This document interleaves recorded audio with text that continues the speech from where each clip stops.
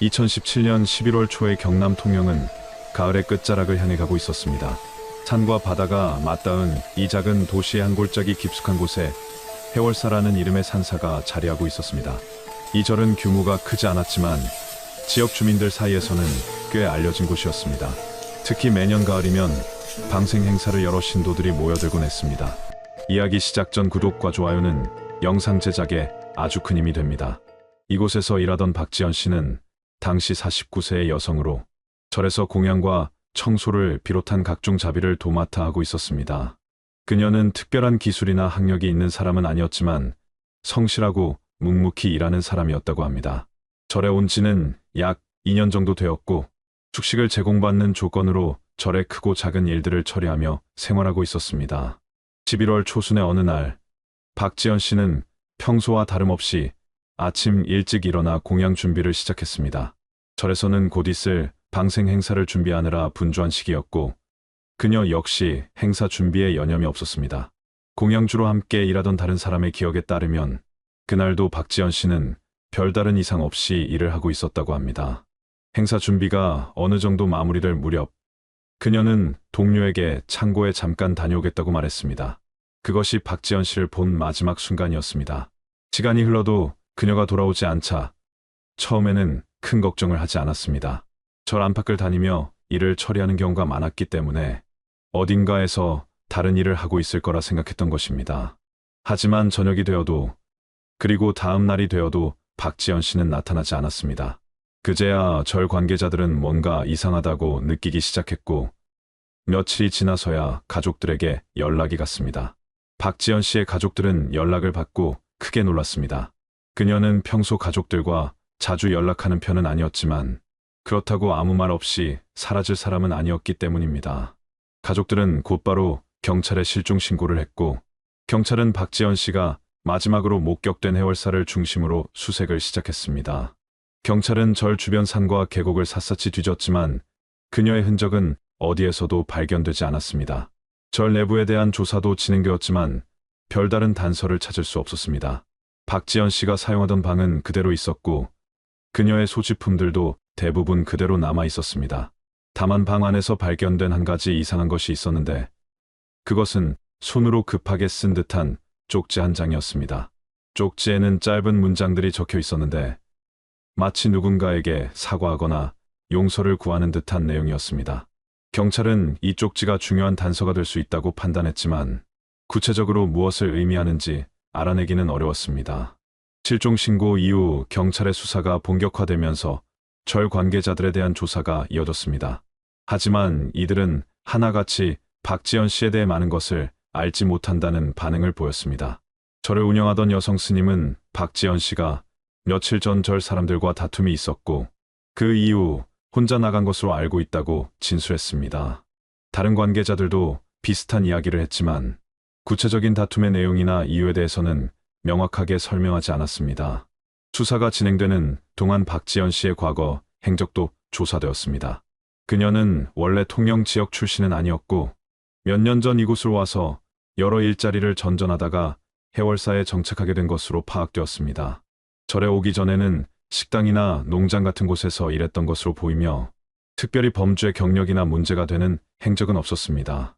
다만 경제적으로 어려움을 겪고 있었고 의지할 곳이 필요했던 것으로 추정되었습니다.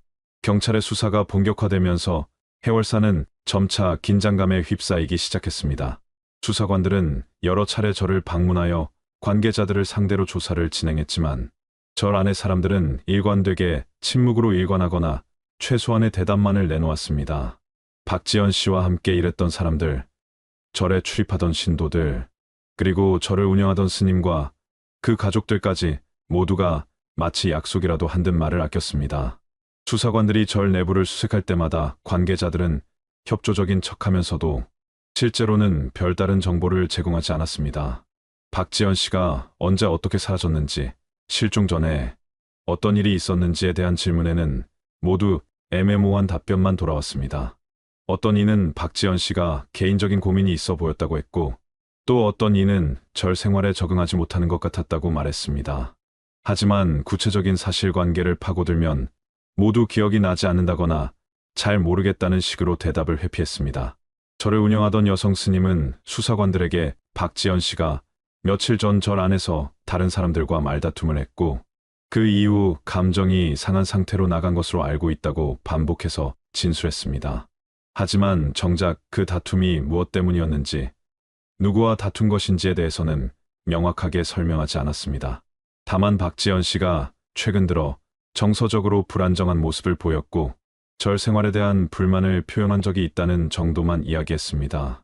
박지연 씨가 사용하던 방에 대한 조사는 더욱 의문을 남겼습니다. 그녀의 방은 절 건물의 한쪽 구석에 있는 작은 공간이었는데 방 안에는 낡은 옷가지들과 몇 가지 생활용품들이 정리되지 않은 채 놓여 있었습니다. 침구는 오래되어 낡았고 방 전체가 습기와 곰팡이 냄새로 가득했습니다.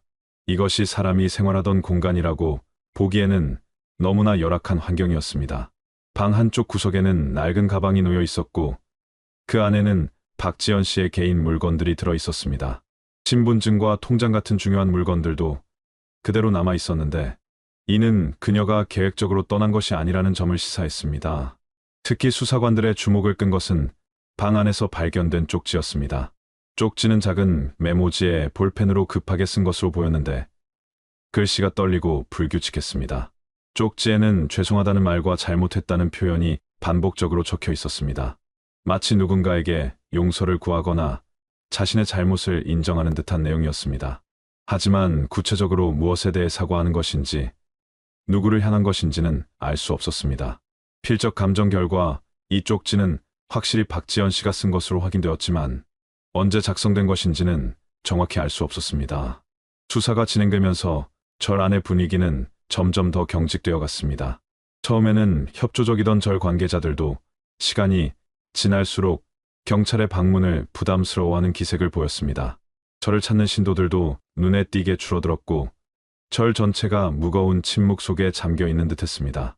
수사관들이 절을 방문할 때마다 대문은 굳게 닫혀 있었고 안에서 나오는 사람들의 표정은 항상 경계심으로 가득했습니다. 인근 주민들을 상대로 한 조사에서는 좀 더 구체적인 정보들이 나오기 시작했습니다. 몇몇 주민들은 최근 몇 달간 해월사에서 이상한 소리가 들렸다고 증언했습니다. 밤늦은 시간에 여성의 울음소리나 고함소리가 들렸다는 것입니다. 또 어떤 주민은 박지연 씨가 절 밖으로 나오는 것을 거의 본 적이 없다고 말했습니다. 일반적으로 절에서 일하는 사람들도 가끔은 장을 보러 가거나 개인 용무를 보러 나가는 것이 당연한데 박지연 씨는 유독 절 안에만 머물렀다는 것입니다. 또 다른 주민의 증언에 따르면 몇 달 전 박지연 씨를 우연히 본 적이 있는데 그때 그녀의 모습이 매우 초췌하고 수척해 보였다고 합니다. 얼굴에는 생기가 없었고 걸음걸이도 힘이 없어 보였다는 것입니다.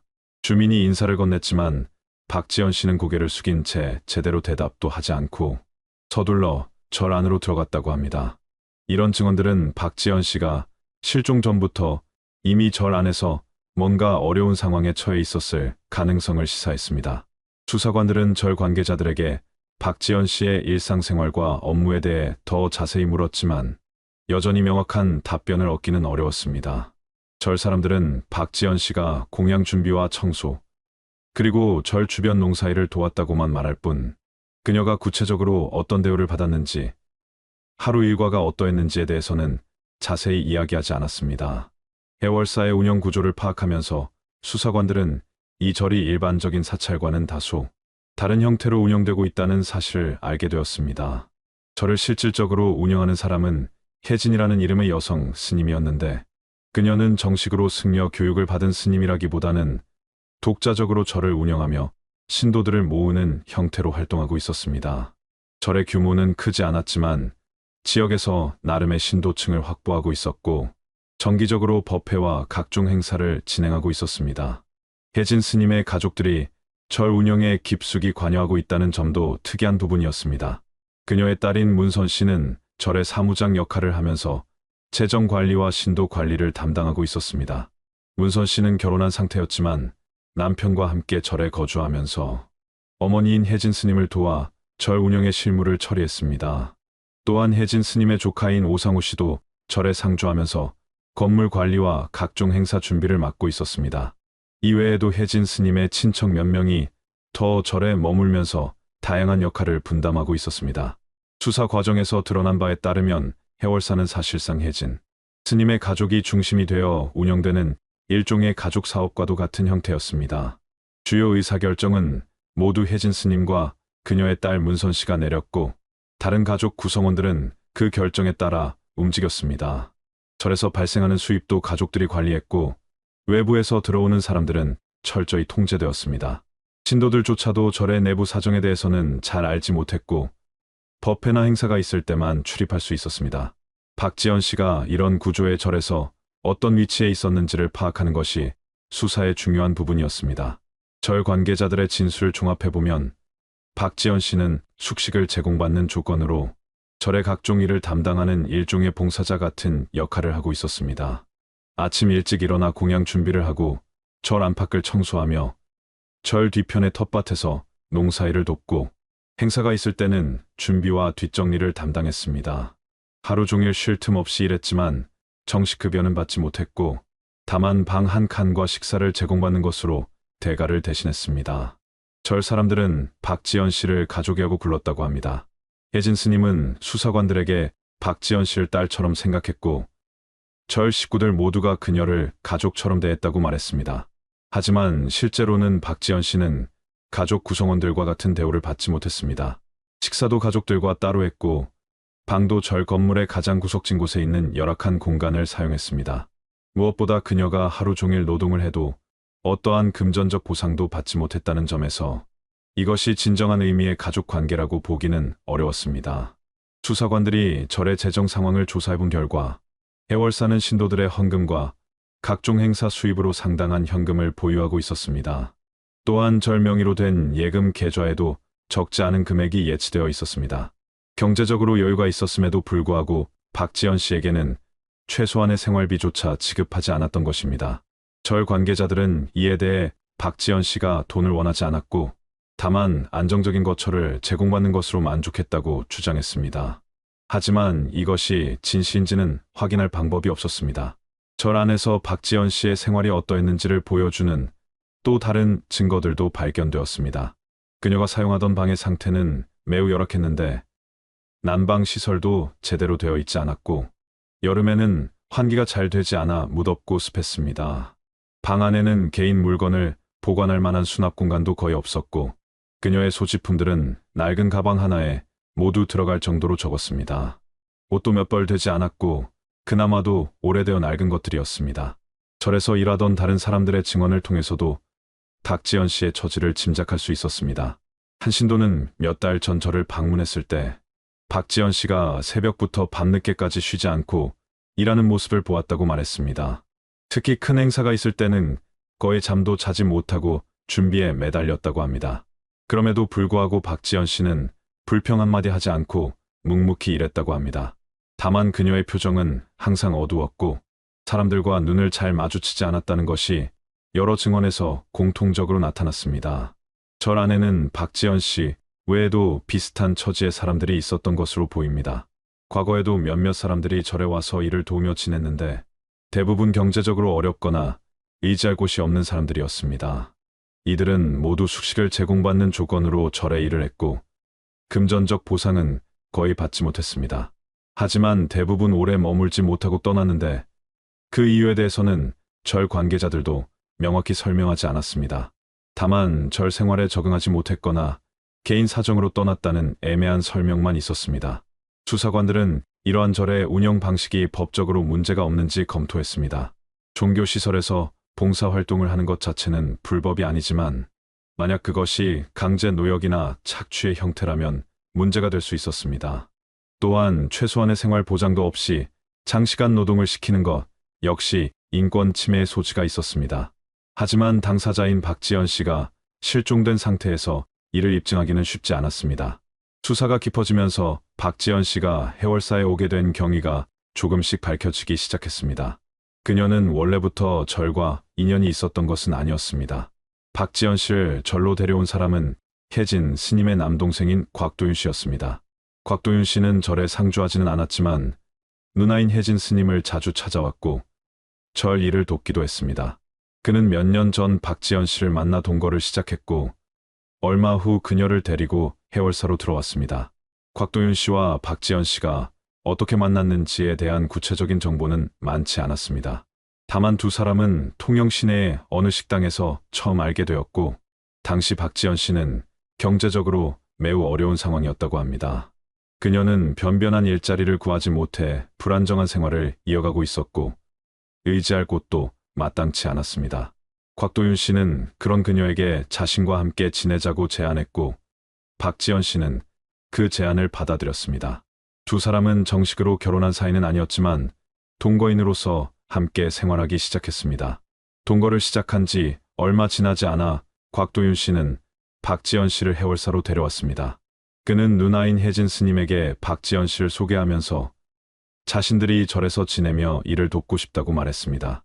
혜진 스님은 동생의 요청을 받아들여 두 사람이 절에 머물 수 있도록 허락했습니다. 처음에는 곽도윤 씨도 박지연 씨와 함께 절 일을 도왔습니다. 두 사람은 함께 텃밭을 가꾸고 건물 수리를 하고 행사 준비를 도왔습니다. 절 식구들도 두 사람을 부부처럼 대했고, 박지연 씨는 비교적 안정적인 생활을 할 수 있었습니다. 하지만 이러한 상황은 오래가지 않았습니다. 절에서 생활한 지 1년쯤 지났을 무렵 곽도윤 씨에게 다른 여자가 생겼습니다. 그는 절 밖에서 만난 여성과 새로운 관계를 시작했고, 점차 절에 나타나는 횟수가 줄어들었습니다. 처음에는 며칠씩 절을 비우더니 나중에는 아예 몇 주씩 돌아오지 않았습니다. 박지연 씨는 그런 곽도윤 씨를 기다리며 혼자 절에서 일을 계속했습니다. 그녀는 곽도윤 씨가 다시 돌아올 것이라고 믿었고, 혹시라도 그가 돌아왔을 때 자신이 없으면 섭섭할까봐 절을 떠나지 못했습니다. 그러던 어느 날 곽도윤 씨는 박지연 씨에게 짧은 통보를 남기고 완전히 떠나버렸습니다. 그는 새로운 여자와 함께 다른 지역으로 이주한다고 말했고, 박지연 씨에게는 더 이상 함께 할 수 없다고 통보했습니다. 이 소식을 들은 박지연 씨는 큰 충격을 받았습니다. 그녀는 곽도윤 씨와의 관계가 끝난 이상 자신도 절을 떠나야 한다고 생각했지만 마땅히 갈 곳이 없었습니다. 저축해둔 돈도 없었고 당장 일자리를 구할 수 있는 상황도 아니었습니다. 혜진 스님은 박지연 씨에게 그대로 절에 남아 있어도 된다고 말했습니다. 선택의 여지가 없었던 박지연 씨는 혼자 절에 남기로 결정했습니다. 곽도윤 씨가 떠난 이후 박지연 씨를 대하는 절 식구들의 태도가 미묘하게 변하기 시작했습니다. 이전에는 곽도윤 씨의 동거인으로서 어느 정도 대우를 받았지만 이제 그녀는 그냥 절에 얹혀 사는 사람이 되어버렸습니다.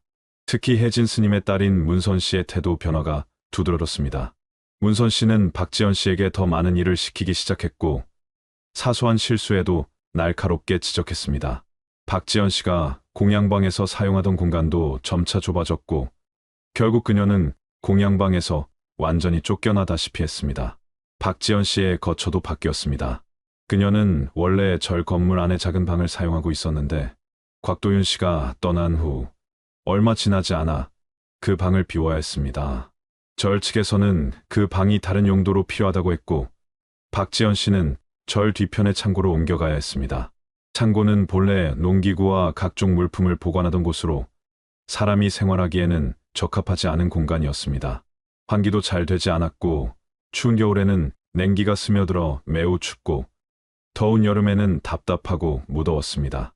하지만 박지연 씨는 불평 한마디 하지 않고 그곳으로 이사했습니다. 창고로 거처를 옮긴 후 박지연 씨의 생활은 더욱 힘들어졌습니다. 그녀는 새벽 일찍 일어나 공양 준비를 해야 했는데 창고에서 공양방까지의 거리가 멀어 매일 아침 어둠 속을 걸어야 했습니다. 밤늦게까지 일을 마치고 창고로 돌아가는 길도 외롭고 힘들었습니다. 창고에는 제대로 된 침구도 없어서 낡은 이불 몇 장으로 잠자리를 만들어야 했습니다. 화장실과 세면 시설도 멀리 떨어져 있어 불편했고 추운 겨울날에는 씻는 것조차 큰 고역이었습니다. 절 안에서 박지연 씨의 위치는 점점 더 낮아졌습니다. 이전에는 그래도 절 식구의 일원으로 여겨졌지만 이제는 단순히 일만 하는 사람으로 취급받았습니다. 식사도 이제는 따로 하게 되었고 절 가족들이 함께 모이는 자리에도 끼지 못했습니다. 박지연 씨는 점점 더 고립되어 갔고 절 안에서 그녀와 이야기를 나누는 사람도 거의 없었습니다. 그녀는 묵묵히 시키는 일만 하면서 하루하루를 견뎌냈습니다. 주변 사람들이 보기에도 박지연 씨의 처지는 딱하게 보였습니다. 가끔 저를 찾는 신도 중 몇몇은 그녀의 초췌한 모습을 보고 걱정스러운 눈빛을 보내기도 했습니다. 한신도는 절 관계자에게 박지연 씨가 너무 힘들어 보이는데 괜찮은 것이냐고 물었지만 절 측에서는 본인이 원해서 일하는 것이고 불편함이 없다고 답했습니다. 박지연 씨 본인도 누가 물으면 괜찮다고만 대답했습니다. 그녀는 이제 어디로 갈 수도 없고 누구에게 하소연할 수도 없는 처지가 되어 있었습니다.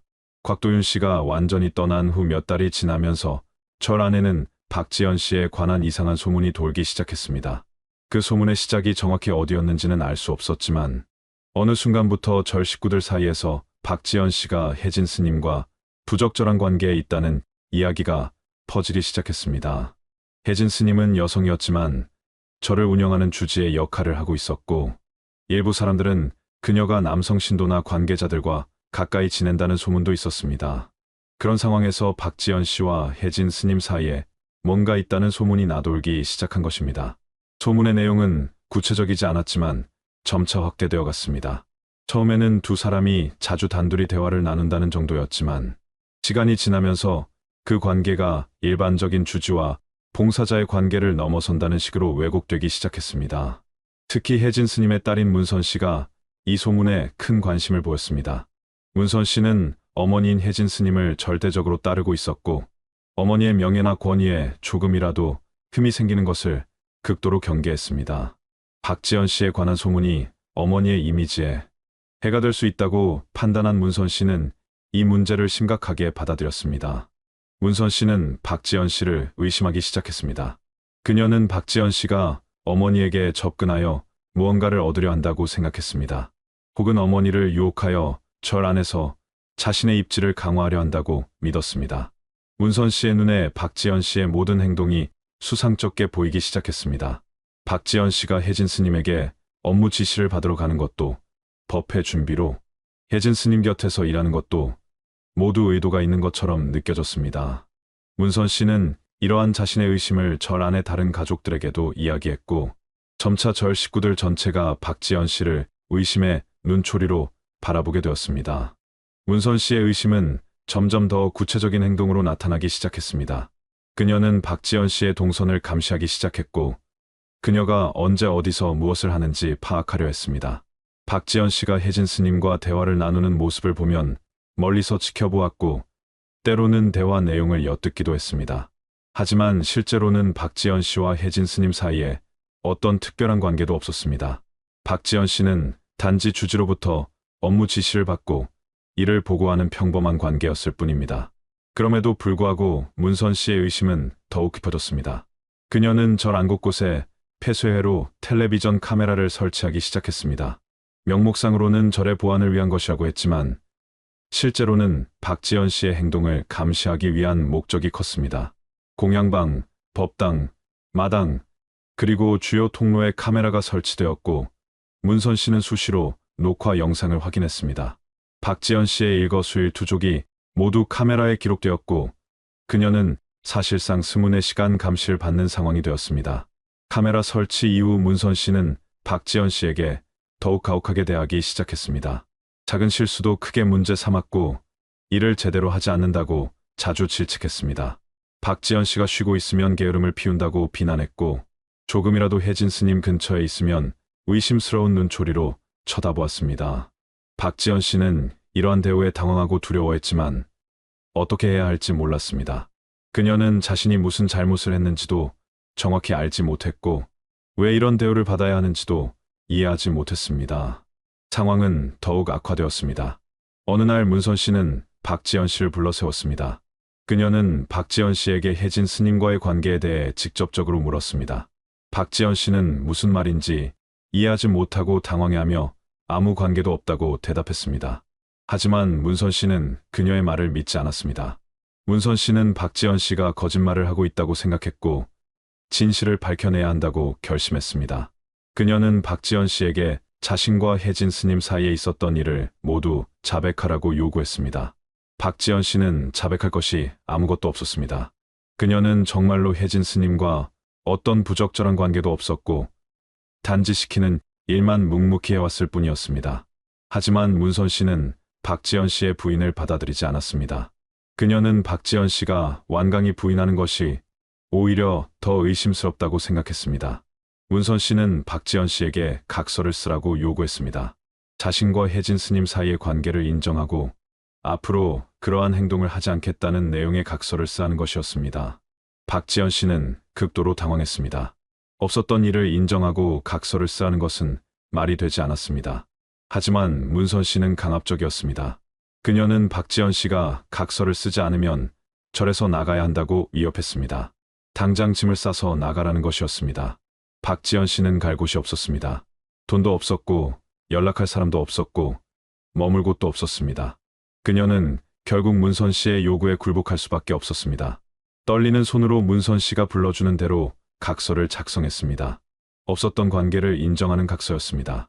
각서를 쓴 이후 박지연 씨의 처지는 완전히 바뀌었습니다. 그녀는 이제 절 안에서 죄인 취급을 받게 되었습니다. 각서가 있다는 것은 그녀가 실제로 잘못을 저질렀다는 증거로 받아들여졌습니다. 문선 씨는 다른 절 식구들에게도 박지연 씨가 잘못을 인정했다고 말했고 모두가 그녀를 경멸의 눈으로 바라보게 되었습니다. 박지연 씨는 더 이상 사람 취급을 받지 못했습니다. 그녀는 식사도 혼자 해야 했고 누구도 그녀에게 말을 걸지 않았습니다. 그녀는 절 안에서 완전히 고립된 존재가 되었습니다. 박지연 씨는 매일 울었습니다. 창고에 혼자 있을 때면 소리 없이 눈물을 흘렸습니다. 자신이 무슨 잘못을 했는지, 왜 이런 일을 당해야 하는지 이해할 수 없었습니다. 하지만 어디에도 호소할 곳이 없었습니다. 절 밖으로 나갈 수도 없었고 누군가에게 도움을 청할 수도 없었습니다. 그녀는 점점 더 깊은 절망 속으로 빠져들어갔습니다. 그녀가 방에 남긴 쪽지들, 죄송하다는 말과 잘못했다는 표현들은 아마도 이 시기에 쓰인 것으로 추정되었습니다. 2017년 11월 6일 밤, 해월사 인근에 거주하는 한 주민이 평소와 다른 소리를 들었습니다. 밤 10시가 조금 넘은 시각이었는데 산사의 방향에서 여성의 비명 소리가 들려왔습니다. 처음에는 동물의 울음소리인가 싶었지만 귀를 기울여 들어보니 분명히 사람의 목소리였습니다. 여성이 무언가에 놀라거나 두려워하는 듯한 비명이었고 그 소리는 여러 차례 반복되었습니다. 주민은 불길한 예감이 들어 경찰에 신고 전화를 걸었습니다. 경찰은 신고를 받고 즉시 해월사로 출동했습니다. 하지만 절에 도착했을 때는 이미 모든 것이 고요했습니다. 절의 대문은 굳게 잠겨 있었고 건물 안에서는 불빛만 희미하게 새어나오고 있었습니다. 경찰이 문을 두드리자 한참 후에야 절 관계자가 나타났습니다. 경찰이 신고 내용을 설명하고 절 내부를 확인하고 싶다고 하자 관계자는 당황하는 기색을 보이면서도 경찰을 안으로 안내했습니다. 절 안은 매우 조용했습니다. 경찰이 건물 내부를 둘러보는 동안 혜진 스님이 나타났습니다. 그녀는 밤늦은 시간에 방문에 대해 의아해하는 표정을 지으면서도 차분하게 경찰의 질문에 답했습니다. 비명 소리에 대해 묻자 혜진 스님은 잠시 생각하는 듯 하더니 아마도 늦게까지 청소하던 봉사자가 무언가에 놀라서 소리를 낸 것 같다고 말했습니다. 절에서 일하는 여성이 창고를 정리하다가 쥐나 벌레를 보고 깜짝 놀랐을 것이라는 설명이었습니다. 경찰은 그 봉사자를 직접 만나보고 싶다고 요청했습니다. 하지만 혜진 스님은 지금은 이미 잠자리에 들었을 것이고 내일 다시 와서 확인해도 늦지 않을 것이라고 말했습니다. 밤늦은 시간에 깨우는 것이 미안하다는 것이었습니다. 경찰은 절 내부를 간단히 둘러보았지만 특별히 이상한 점을 발견하지 못했습니다. 모든 것이 평온해 보였고 범죄의 흔적 같은 것은 전혀 보이지 않았습니다. 결국 경찰은 내일 다시 방문하겠다는 말을 남기고 절을 나왔습니다. 다음 날 경찰이 다시 절을 찾았을 때 상황은 전날 밤과 크게 다르지 않았습니다. 혜진 스님은 전날 밤 소리를 냈다는 봉사자를 소개했는데 그것은 박지연 씨가 아닌 다른 여성이었습니다. 그 여성은 전날 밤 창고 정리를 하다가 쥐를 보고 깜짝 놀라 소리를 질렀다고 진술했습니다. 경찰이 더 자세히 물어보려 했지만 그 여성은 별다른 정보를 제공하지 않았고 혜진 스님도 더 이상 특별한 일은 없었다고 반복해서 말했습니다. 경찰은 신고자의 착각이었거나 실제로 작은 해프닝이었을 것이라고 판단하고 사건을 종결했습니다. 하지만 그날 이후 해월사의 분위기는 확연히 달라졌습니다. 절의 대문은 평소보다 더 자주 잠겨 있었고 신도들의 방문도 제한되기 시작했습니다. 이전에는 신도들이 비교적 자유롭게 절을 드나들 수 있었지만 이제는 사전에 약속을 하지 않으면 출입이 어려워졌습니다. 법회 일정도 축소되었고 절 전체가 외부와의 접촉을 최소화하는 듯한 모습을 보였습니다. 인근 주민들도 절이 예전과 달리 폐쇄적으로 변했다는 것을 느꼈습니다. 박지연 씨의 모습은 그 이후로 완전히 보이지 않게 되었습니다. 이전에도 그녀가 절 밖으로 나오는 일은 드물었지만 적어도 절 마당이나 주변에서는 가끔 볼 수 있었습니다. 하지만 11월 6일 이후로는 그녀의 모습을 본 사람이 아무도 없었습니다. 절을 방문한 몇몇 신도들이 공양을 돕던 여성이 어디 갔느냐고 물었지만 절 관계자들은 개인 사정으로 잠시 쉬고 있다거나 고향에 다녀왔다는 등의 애매한 답변만 했습니다. 인근 주민 중 한 명은 11월 중순경 이상한 광경을 목격했다고 나중에 경찰에 진술했습니다. 새벽 시간에 우연히 잠에서 깨어 창밖을 내다보았는데 해월사 방향에서 차량 한 대가 불을 끄고 천천히 움직이는 것을 보았다는 것입니다. 차량은 절 뒤편의 산길로 들어가는 듯했고 한참 후에 다시 나와서 반대 방향으로 사라졌다고 합니다. 당시에는 별 생각 없이 넘겼지만 나중에 사건이 알려지고 나서 그때의 광경이 의미심장하게 느껴졌다고 합니다. 11월 말이 되자 박지연 씨의 가족들이 연락이 되지 않는다며 걱정하기 시작했습니다. 평소 자주 연락하는 사이는 아니었지만 그래도 한 달에 한두 번은 전화 통화를 하곤 했는데 한참 동안 연락이 없었던 것입니다. 가족들이 절로 전화를 걸었지만 박지연 씨는 바쁘다거나 쉬고 있다는 말만 들었고 직접 통화를 할 수는 없었습니다. 가족들은 점점 불안해졌고 결국 경찰에 실종 신고를 하기로 결심했습니다. 실종 신고가 접수되면서 경찰은 다시 한번 해월사에 대한 조사에 착수했습니다. 이번에는 이전보다 훨씬 더 철저한 조사가 진행되었습니다. 경찰은 절 관계자들을 일일이 불러 박지연 씨의 행방에 대해 물었고 절 내부와 주변을 샅샅이 수색했습니다. 하지만 여전히 그녀의 행방에 대한 명확한 단서는 나오지 않았습니다. 절 사람들은 모두 박지연 씨가 11월 초에 절을 떠났다고 진술했고 그 이후로는 연락이 닿지 않는다고 말했습니다. 경찰은 박지연 씨가 정말로 절을 떠났는지 확인하기 위해 주변 교통 기록과 목격자를 찾았습니다. 하지만 박지연 씨가 절을 떠나는 모습을 본 사람은 아무도 없었습니다. 버스나 택시를 이용한 기록도 없었고 누군가의 차를 얻어 탄 흔적도 발견되지 않았습니다. 그녀가 걸어서 떠났다고 하기에는 거리가 너무 멀었고 무엇보다 그녀의 소지품들이 모두 절에 그대로 남아있다는 것이 의문이었습니다. 경찰은 박지연 씨가 절을 떠나지 않았을 가능성에 무게를 두기 시작했습니다. 수사는 답답하게 진행되었습니다. 결정적인 증거도 없고 명확한 증언도 나오지 않는 상황에서 수사관들은 난관에 부딪혔습니다. 11월 6일 밤의 비명소리 신고 건이 다시 주목받았습니다.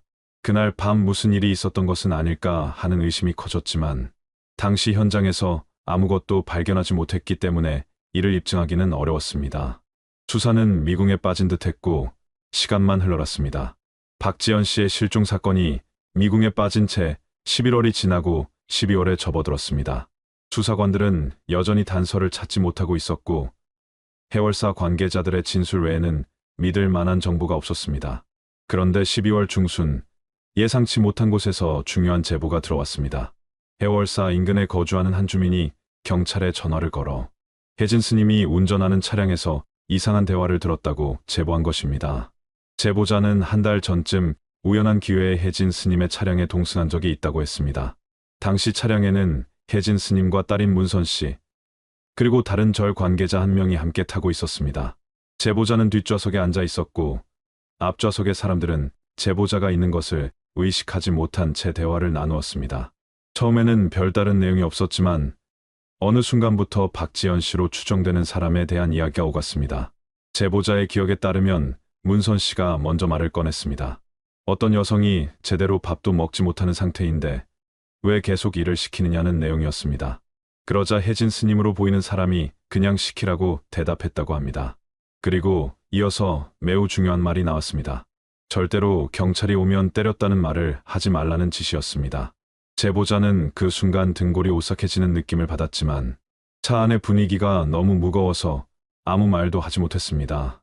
제보자는 차에서 내린 후에도 그 대화 내용이 계속 신경 쓰였지만 처음에는 경찰에 신고할 생각을 하지 못했습니다. 혹시 자신이 잘못 들었거나 오해한 것은 아닐까 하는 생각도 들었고 무엇보다 절과 마찰을 빚고 싶지 않았기 때문입니다.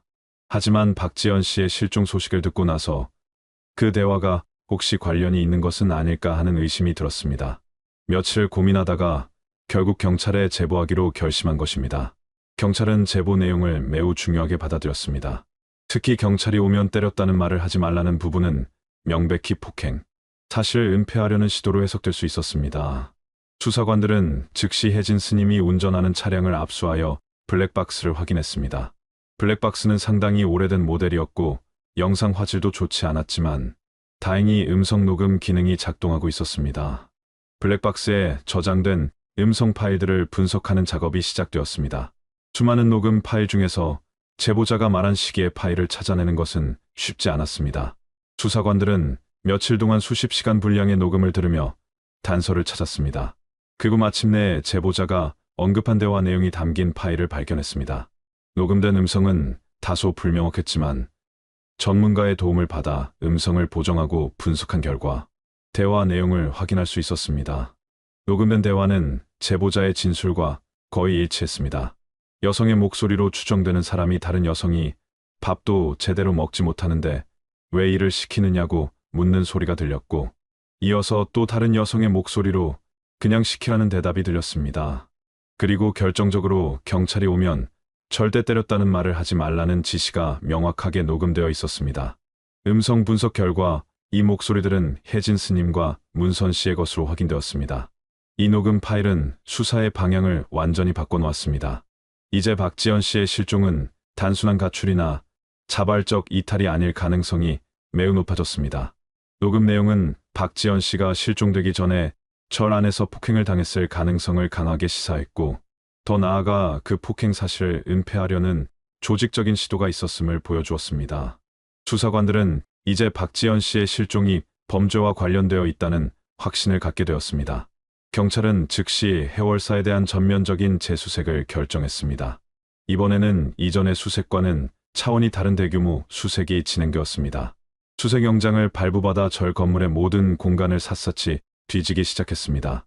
법당, 공양간, 스님들의 방, 창고, 심지어 천장과 지하까지 모든 곳이 수색 대상이었습니다. 과학수사팀도 동원되어 혈흔이나 기타 범죄의 흔적을 찾기 위한 정밀 조사가 이루어졌습니다. 수색은 며칠에 걸쳐 진행되었습니다. 처음 이틀 동안은 별다른 성과가 없었습니다. 절 관계자들은 수색에 협조하는 척했지만 여전히 아무것도 모른다는 태도를 유지했습니다. 혜진 스님과 문선 씨는 블랙박스 녹음에 대해 질문을 받자 처음에는 기억이 나지 않는다고 했고, 나중에는 일반적인 대화였을 뿐이라고 주장했습니다. 때렸다는 말을 하지 말라는 것도 오해 소지가 있는 표현이었을 뿐 실제로 누구를 때린 것은 아니라고 변명했습니다. 하지만 수사관들은 포기하지 않았습니다. 그들은 특히 박지연 씨가 마지막으로 거처했던 창고에 집중했습니다. 창고는 절 건물에서 약간 떨어진 곳에 있는 낡은 건물이었고 내부는 각종 물건들로 어수선했습니다. 수사관들은 창고 안의 물건들을 하나하나 밖으로 옮기며 빈틈없이 조사했습니다. 창고 바닥과 벽면도 세심하게 살펴보았고 특수 장비를 사용하여 혈흔 반응을 검사했습니다. 수색 사흘째 되는 날, 창고의 한 구석에서 이상한 것이 발견되었습니다. 오래된 농기구들이 쌓여있는 뒤편의 좁은 공간에서 낡고 더러운 옷가지 몇 벌이 발견된 것입니다. 옷가지들은 구겨진 채 구석에 밀어넣어져 있었고 오랫동안 방치된 듯 먼지와 습기로 얼룩져 있었습니다.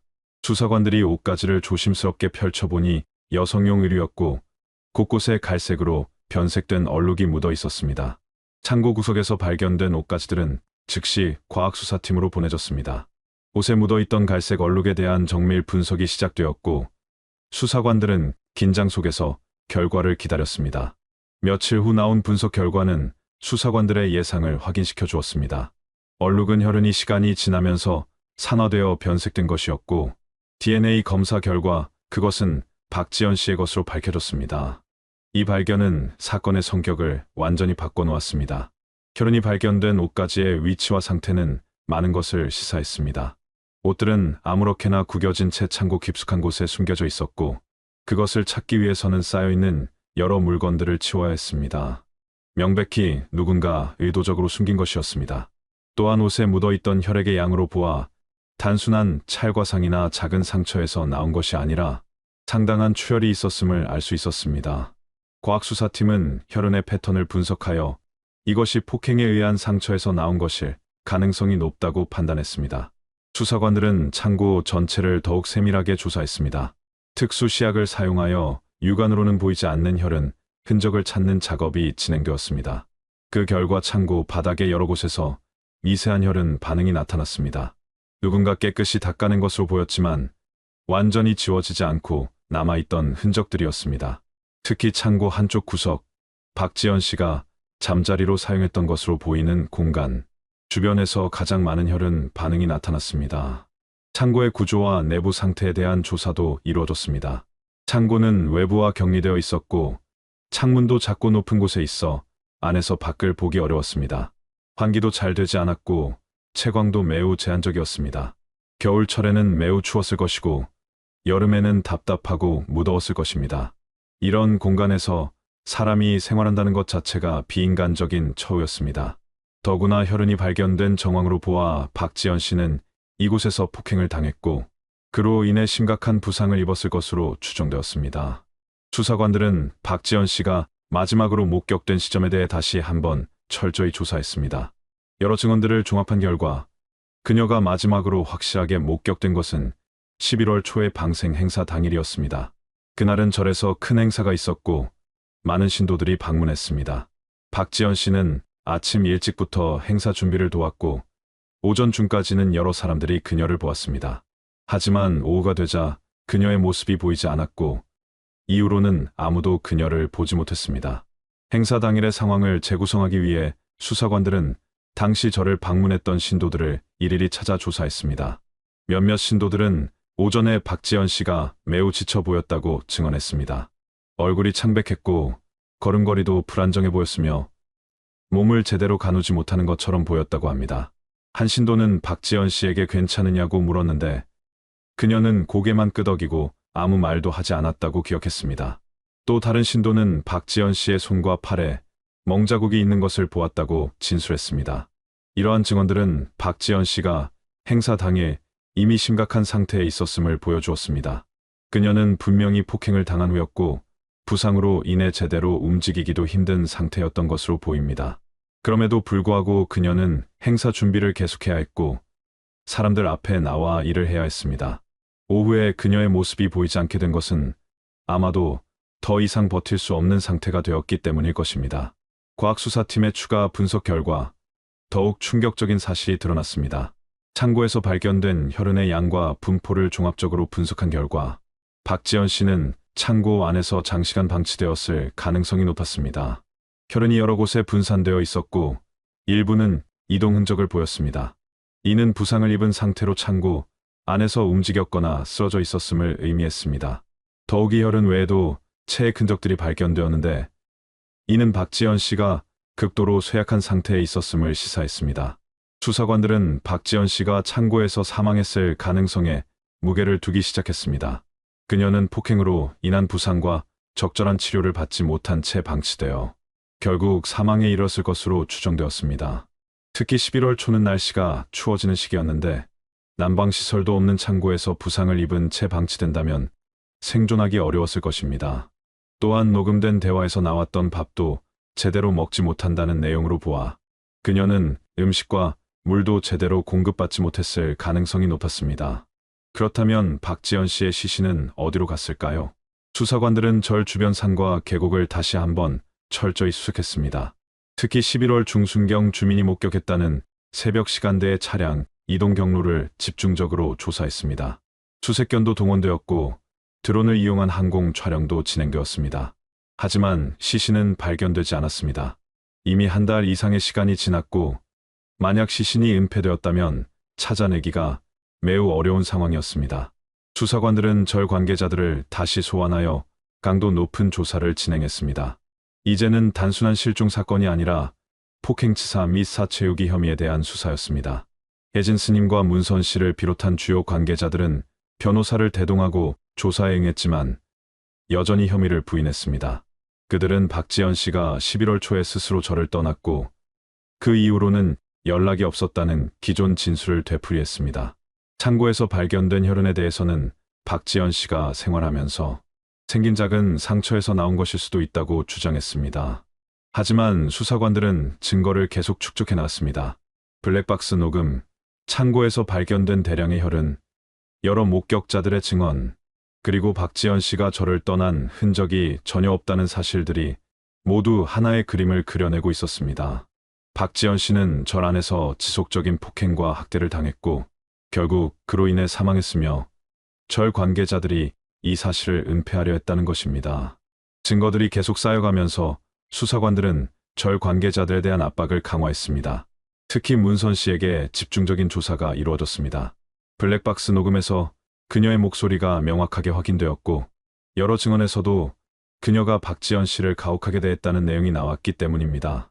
문선 씨는 처음에는 모든 혐의를 부인했지만 수사관들이 구체적인 증거들을 제시하자 점차 심리적으로 압박을 받기 시작했습니다.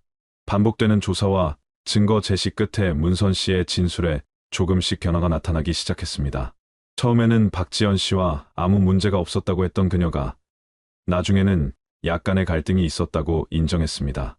그리고 그 갈등의 내용도 조금씩 구체화되기 시작했습니다. 문선 씨는 박지연 씨가 어머니인 혜진 스님에게 무례하게 굴었다고 주장했습니다. 박지연 씨가 혜진 스님을 존중하지 않았고 뒤에서 욕을 했다는 것입니다.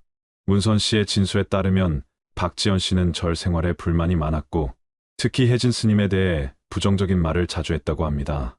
또한 박지연 씨가 자신의 남편을 유혹하려 했다는 주장도 나왔습니다. 문선 씨는 박지연 씨가 의도적으로 자신의 남편에게 접근했고 부적절한 행동을 했다고 말했습니다. 이러한 일들 때문에 자신이 박지연 씨에게 화가 났고 그래서 몇 차례 말다툼이 있었다는 것입니다. 하지만 수사관들은 문선 씨의 이러한 주장에 의문을 품었습니다. 여러 증언들을 종합해보면 박지연 씨는 매우 소극적이고 순종적인 사람이었으며 절 안에서 문제를 일으킬 만한 성격이 아니었습니다. 오히려 그녀는 부당한 대우를 받으면서도 참고 견디는 사람이었습니다. 문선 씨의 주장은 자신의 행동을 정당화하기 위한 변명으로 보였습니다. 수사관들은 더 강하게 압박했고 실제로 무슨 일이 있었는지 진실을 말하라고 요구했습니다. 며칠간의 조사 끝에 문선 씨는 결국 무너지기 시작했습니다. 그녀는 조사실에서 울음을 터뜨리며 일부 사실을 인정하기 시작했습니다. 그녀는 박지연 씨를 때린 적이 있다고 시인했습니다. 하지만 그것은 박지연 씨가 먼저 잘못을 저질렀기 때문이고 자신은 어쩔 수 없이 그렇게 했다고 주장했습니다. 문선 씨는 박지연 씨가 어머니를 모욕했고 자신의 가정을 파괴하려 했기 때문에 화가 나서 손찌검을 했다고 말했습니다. 수사관들이 구체적으로 언제 어떻게 폭행했는지 묻자 문선 씨는 여러 차례에 걸쳐 박지연 씨를 때렸다고 진술했습니다.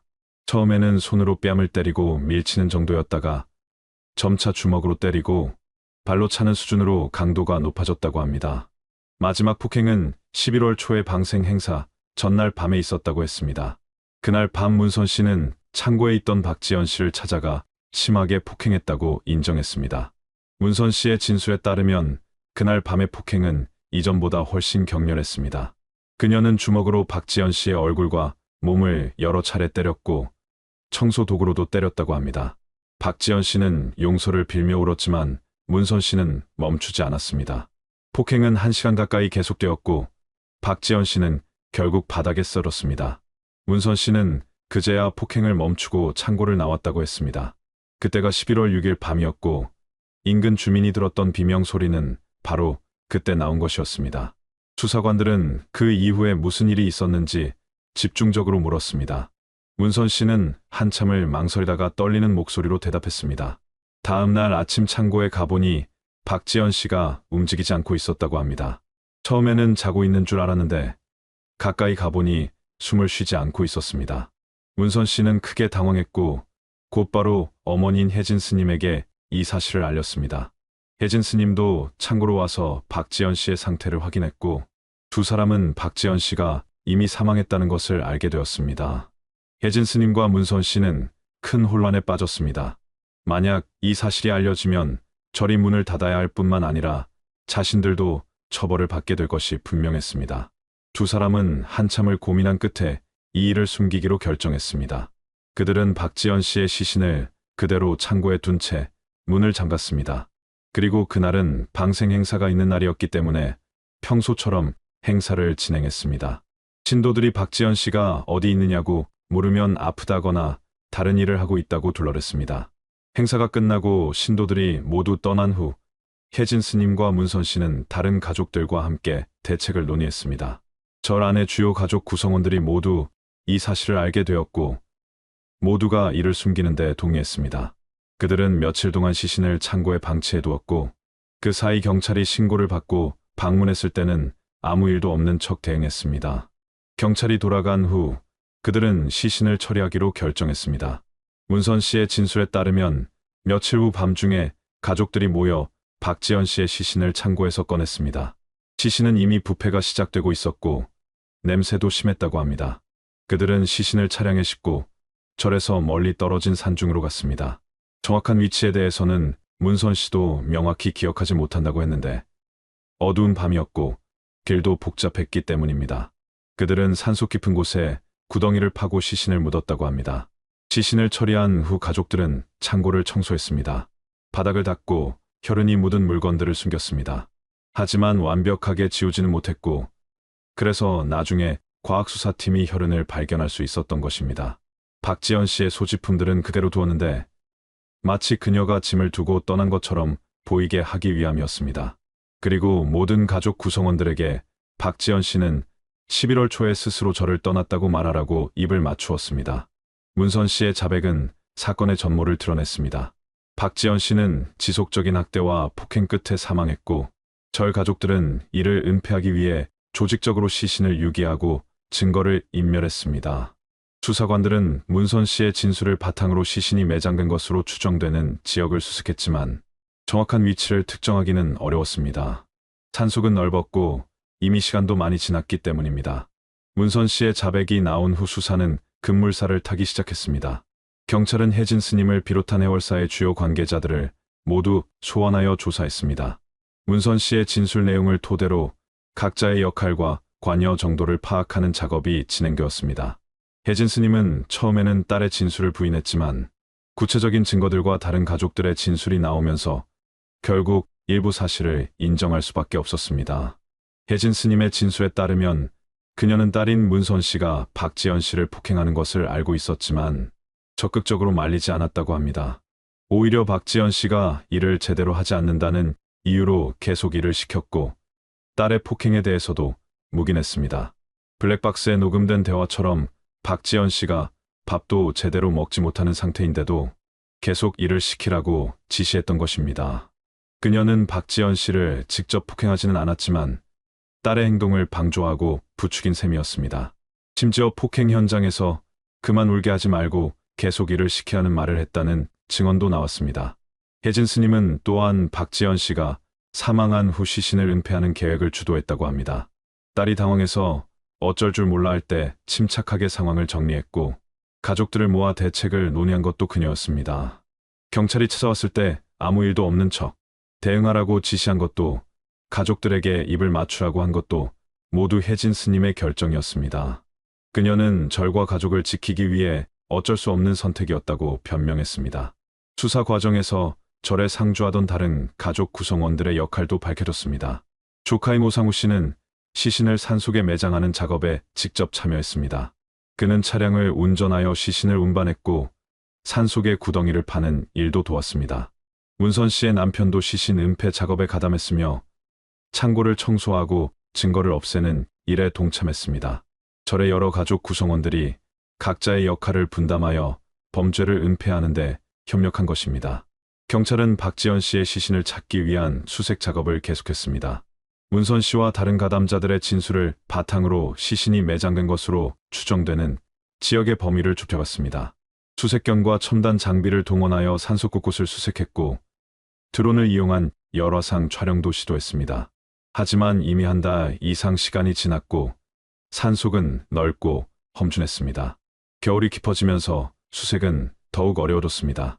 결국 박지연 씨의 시신은 끝내 발견되지 않았고 그녀의 마지막 안식처가 어디인지는 영원히 미스터리로 남게 되었습니다. 수색이 계속되는 동안 수사관들은 박지연 씨가 겪었던 고통의 전모를 파악하기 위해 더 많은 조사를 진행했습니다.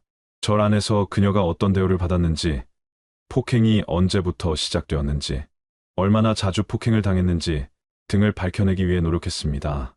몇몇 과거 저를 방문했던 신도들의 증언에서 박지연 씨가 몇 달 전부터 이미 상처와 멍자국을 가지고 있었다는 내용이 나왔습니다. 이는 폭행이 일회성이 아니라 장기간에 걸쳐 반복적으로 이루어졌음을 보여주었습니다. 또한 박지연 씨가 벌거벗은 채 창고에 갇혀 있었다는 충격적인 증언도 나왔습니다. 이는 단순한 폭행을 넘어선 극도로 비인간적인 학대였습니다. 의료 전문가들의 소견도 구했습니다. 창고에서 발견된 혈흔의 양과 분포, 그리고 증언들을 종합하여 박지연 씨의 사망 원인을 추정했습니다. 전문가들은 박지연 씨가 반복적인 폭행으로 인해 다발성 외상을 입었고 적절한 치료를 받지 못한 채 방치되어 결국 사망에 이르렀을 것으로 판단했습니다. 특히 마지막 폭행 후 추운 창고에 옷도 없이 갇혀 있으면서 저체온증이나 내부 출혈, 그리고 영양실조와 탈수 등이 복합적으로 작용하여 생명을 잃었을 가능성이 높다고 했습니다. 문선 씨가 사용한 폭행 도구로는 주먹과 손뿐만 아니라 청소기 봉 같은 물건도 있었다는 것이 밝혀졌습니다. 수사가 진행되면서 박지연 씨의 과거 삶도 조금씩 알려지게 되었습니다. 그녀는 원래 평범한 가정에서 자랐지만 젊은 시절 불행한 결혼 생활과 이혼을 겪으면서 경제적으로 어려워졌습니다. 자녀도 없었고 의지할 가족도 많지 않았습니다. 여러 일자리를 전전하면서 힘들게 살아왔고 곽도윤 씨를 만나 해월사로 오게 된 것이 그녀에게는 안정을 찾을 수 있는 기회처럼 보였을 것입니다. 하지만 그 선택은 결국 그녀를 죽음으로 몰아간 비극적인 결정이 되었습니다.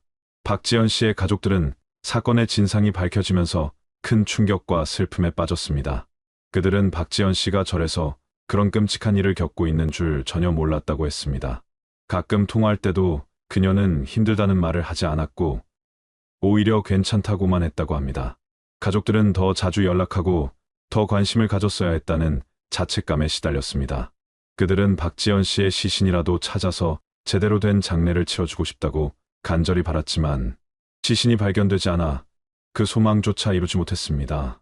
2017년이 끝나고 2018년이 되면서 사건은 언론에도 알려지기 시작했습니다. 종교시설에서 일어난 폭행치사 사건이라는 점에서 사회적 관심이 높았습니다. 특히 피해자가 장기간 학대를 당했고 사망 후에는 시신까지 유기되었다는 사실이 알려지면서 많은 사람들이 분노했습니다.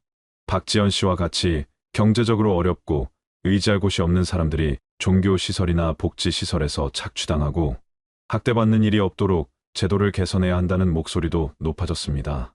경찰은 관련자들을 모두 검거하여 검찰에 송치했습니다. 문선 씨는 폭행치사와 사체유기 혐의로, 혜진 스님은 학대치사, 방조 및 사체유기 교사 혐의로, 그리고 시신 은폐에 가담한 다른 가족 구성원들도 사체유기, 방조 혐의 등으로 기소되었습니다. 검찰은 이들이 박지연 씨를 장기간 학대하고 폭행하여 사망에 이르게 했으며 사망 후에는 조직적으로 증거를 은폐하고 시신을 유기했다는 점에서 죄질이 매우 나쁘다고 판단했습니다. 사건이 재판에 회부되면서 피고인들의 변호인들은 다양한 변론을 펼쳤습니다. 문선 씨 측은 그녀가 박지연 씨를 살해할 의도는 없었고 단지 훈계 차원에서 폭행한 것인데 예상치 못하게 사망에 이르되었다고 주장했습니다. 또한 박지연 씨가 절 안에서 문제를 일으켜 어쩔 수 없이 그렇게 된 것이라는 주장도 했습니다. 혜진 스님 측은 그녀가 직접 폭행에 가담하지 않았고 딸의 행동을 완전히 통제할 수 없었다고 변호했습니다. 2018년 재판이 진행되는 동안 사회는 이 사건에 큰 관심을 보였습니다. 많은 사람들은 피해자가 겪었던 끔찍한 고통과 가해자들의 냉혹한 행동에 분노했고 법원이 엄중한 처벌을 내릴 것을 기대했습니다. 하지만 재판부의 판결은 사회의 기대와는 달랐습니다. 재판부는 놀랍게도 피고인들의 주장을 상당 부분 받아들였습니다. 재판부는 판결문에서 피해자에게도 일부 책임이 있다는 취지의 언급을 했습니다. 박지연 씨가 절 안에서 갈등을 유발했고 그것이 가해자들을 자극했다는 논리였습니다. 판결 결과는 더욱 충격적이었습니다. 직접 폭행을 가한 문선 씨에게는 징역 5년이 선고되었습니다. 사람을 죽음에 이르게 하고 시신까지 유기한 범죄임에도 불구하고 5년이라는 형량은 매우 가벼운 것이었습니다. 혜진 스님과 주지로 언급되었던 관계자에게는 각각 징역 2년 6개월이 선고되었습니다. 그러나 더 놀라운 것은 이들 모두에게 집행유예가 선고되었다는 점입니다. 즉, 아무도 실제로 교도소에 가지 않게 된 것입니다. 이 판결은 사회에 큰 충격을 주었습니다. 한 사람이 장기간 학대당하고 폭행당해 죽었으며 사망 후에는 시신이 산속에 버려졌는데도 가해자들이 모두 집행유예로 풀려났다는 사실, 많은 사람들이 믿을 수 없어 했습니다. 법조계와 시민단체들은 이 판결을 강하게 비판했지만 이미 내려진 판결을 번복할 수는 없었습니다. 박지연 씨의 가족들은 절망했지만 그들이 할 수 있는 일은 많지 않았습니다. 거짓말처럼 재판이 끝난 후 가해자 측은 유가족과 합의를 진행했습니다. 유가족은 딸의 시신조차 찾지 못한 상태에서 1억 원을 받고 합의에 응했습니다. 그들은 더 이상 싸울 힘도 없었고 경제적으로도 어려운 상황이었기 때문에 합의를 받아들일 수밖에 없었습니다. 이 합의금으로 가해자들은 남은 법적 책임에서도 벗어날 수 있었습니다. 사건은 그렇게 종결되었습니다. 가해자들은 곧 일상으로 돌아갔고 해월사는 문을 닫았지만 그들의 삶은 계속되었습니다. 반면 박지연 씨는 이름도 제대로 불리지 않은 채 잊혀져 갔습니다. 언론의 관심도 점차 시들해졌고 사람들의 기억 속에서도 이 사건은 희미해져 갔습니다.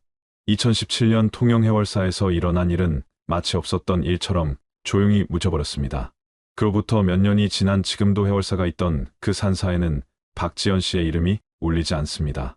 그녀가 마지막으로 갇혀있던 창고는 여전히 그 자리에 있고 그녀가 묻혔을 것으로 추정되는 산속 어딘가에는 아직도 그녀의 유해가 홀로 남아있을 것입니다. 아무도 찾지 않는 곳에서 아무도 기억하지 않는 채로 말입니다. 박지연 씨의 죽음은 우리 사회의 어두운 그림자를 보여주는 비극이었지만 그 비극은 제대로 된 정의도 충분한 추모도 받지 못한 채 역사의 뒤안길로 사라졌습니다. 그것이 2017년 통영해월사 사건의 슬픈 결말이었습니다. 끝까지 시청해 주셔서 감사합니다. 2010년 여름, 부산 해운대 지역에는 누구나 부러워하는 한 쌍의 부부가 살고 있었습니다. 정신과 전문의로 지역에서 명성이 높았던 48세의 남성 의사와 화장품 회사를 경영하며 사업가로서 성공 가도를 달리던 44세의 여성 CEO였습니다. 외부에서 보기엔 모든 것이 완벽해 보였던 이들의 결혼 생활이었습니다. 남편은 해운대에서 규모 있는 정신과 의원을 운영하고 있었고 지역 사회에서도 존경받는 의사로 통했습니다. 그의 진료실에는 항상 환자들이 가득했고 동료 의사들 사이에서도 실력을 인정받고 있었습니다. 특히 우울증과 불안장애 치료 분야에서 뛰어난 실력을 갖춘 것으로 알려져 있었고 그가 진료하는 병원은 부산 지역에서 손꼽히는 정신과 의원 중 하나였습니다. 의사로서의 명성뿐만 아니라 그는 의료계 내에서도 활발한 활동을 펼치고 있었습니다. 정신의학회 지역 모임에서 임원으로 활동했고 때때로 학회에서 논문을 발표하기도 했습니다. 대학 병원 교수들과도 친분이 있었고 젊은 의사들을 위한 멘토링 프로그램에도 참여하는 등 의료계에서 인정받는 인물이었습니다. 아내 역시 자신이 설립한 화장품 회사를 성공적으로 키워나가며 부산 지역 여성 기업인들 사이에서 롤모델로 여겨지고 있었습니다. 그녀가 개발한 화장품 브랜드는 백화점에 입점할 정도로 성장했고 직원만 수십 명에 이르는 중견 기업으로 자리 잡았습니다. 특히 천연 성분을 활용한 화장품 개발에 주력하여 피부가 예민한 고객들 사이에서 좋은 반응을 얻고 있었습니다. 그녀는 사업가로서의 능력뿐만 아니라 뛰어난 협상력과 마케팅 감각으로도 업계에서 인정받았습니다. 회사는 매년 꾸준한 성장세를 보였고 최근에는 서울시장 진출까지 고려하고 있을 정도였습니다.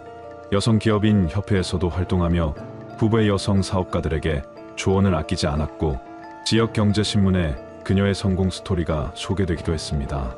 두 사람은 해운대의 고급 아파트에 거주했고 각자의 분야에서 인정받는 전문가로서 사회적 지위도 탄탄했습니다. 주변 사람들은 이들 부부를 보며 성공한 커리어 커플의 전형이라고 말했습니다. 의사와 사업가라는 직업, 안정적인 경제력, 품위 있는 생활 방식까지 모든 것이 완벽해 보였습니다. 부부는 종종 지역사회의 자선 행사나 의료, 공사 활동에도 함께 참여했고 그럴 때마다 주변 사람들은 이들의 화목한 모습에 감탄했습니다.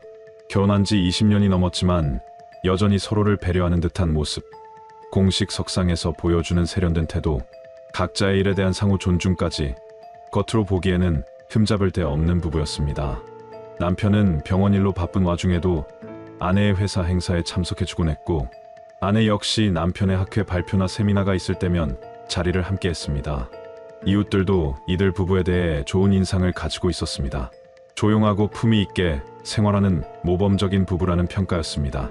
아파트 관리사무소 직원들도 두 사람이 항상 정중하게 인사하고 이웃에게 피해를 주는 일이 전혀 없다고 말했습니다. 하지만 화려한 겉모습 뒤에 숨겨진 진실은 아무도 알지 못했습니다. 완벽해 보이는 결혼 생활 이면에는 서서히 커져가는 균열이 존재했고, 그 균열은 곧 돌이킬 수 없는 비극으로 이어지게 됩니다. 이야기 시작 전 구독과 좋아요는 영상 제작에 아주 큰 힘이 됩니다. 2010년 6월, 부산의 뜨거운 여름이 시작되던 그 시기에 이 완벽해 보이던 부부의 삶에는 예상치 못한 파국이 기다리고 있었습니다. 6월 12일 토요일 밤 10시 15분경 남편은 아내에게 전화를 걸었습니다. 그날 저녁 아내는 집에서 혼자 회사 서류를 검토하며 시간을 보내고 있었습니다. 주말이었지만 다음 주에 있을 중요한 제품 론칭을 앞두고 준비할 것들이 많았기 때문입니다. 남편은 병원에서 늦게까지 일을 본다며 저녁 식사도 병원 근처에서 해결한다고 했었습니다. 그런데 예상치 못한 시간에 남편으로부터 전화가 걸려왔습니다. 평소 남편은 밤 늦은 시간에 전화하는 일이 거의 없었기에 아내는 약간 의아했지만 전화를 받았습니다.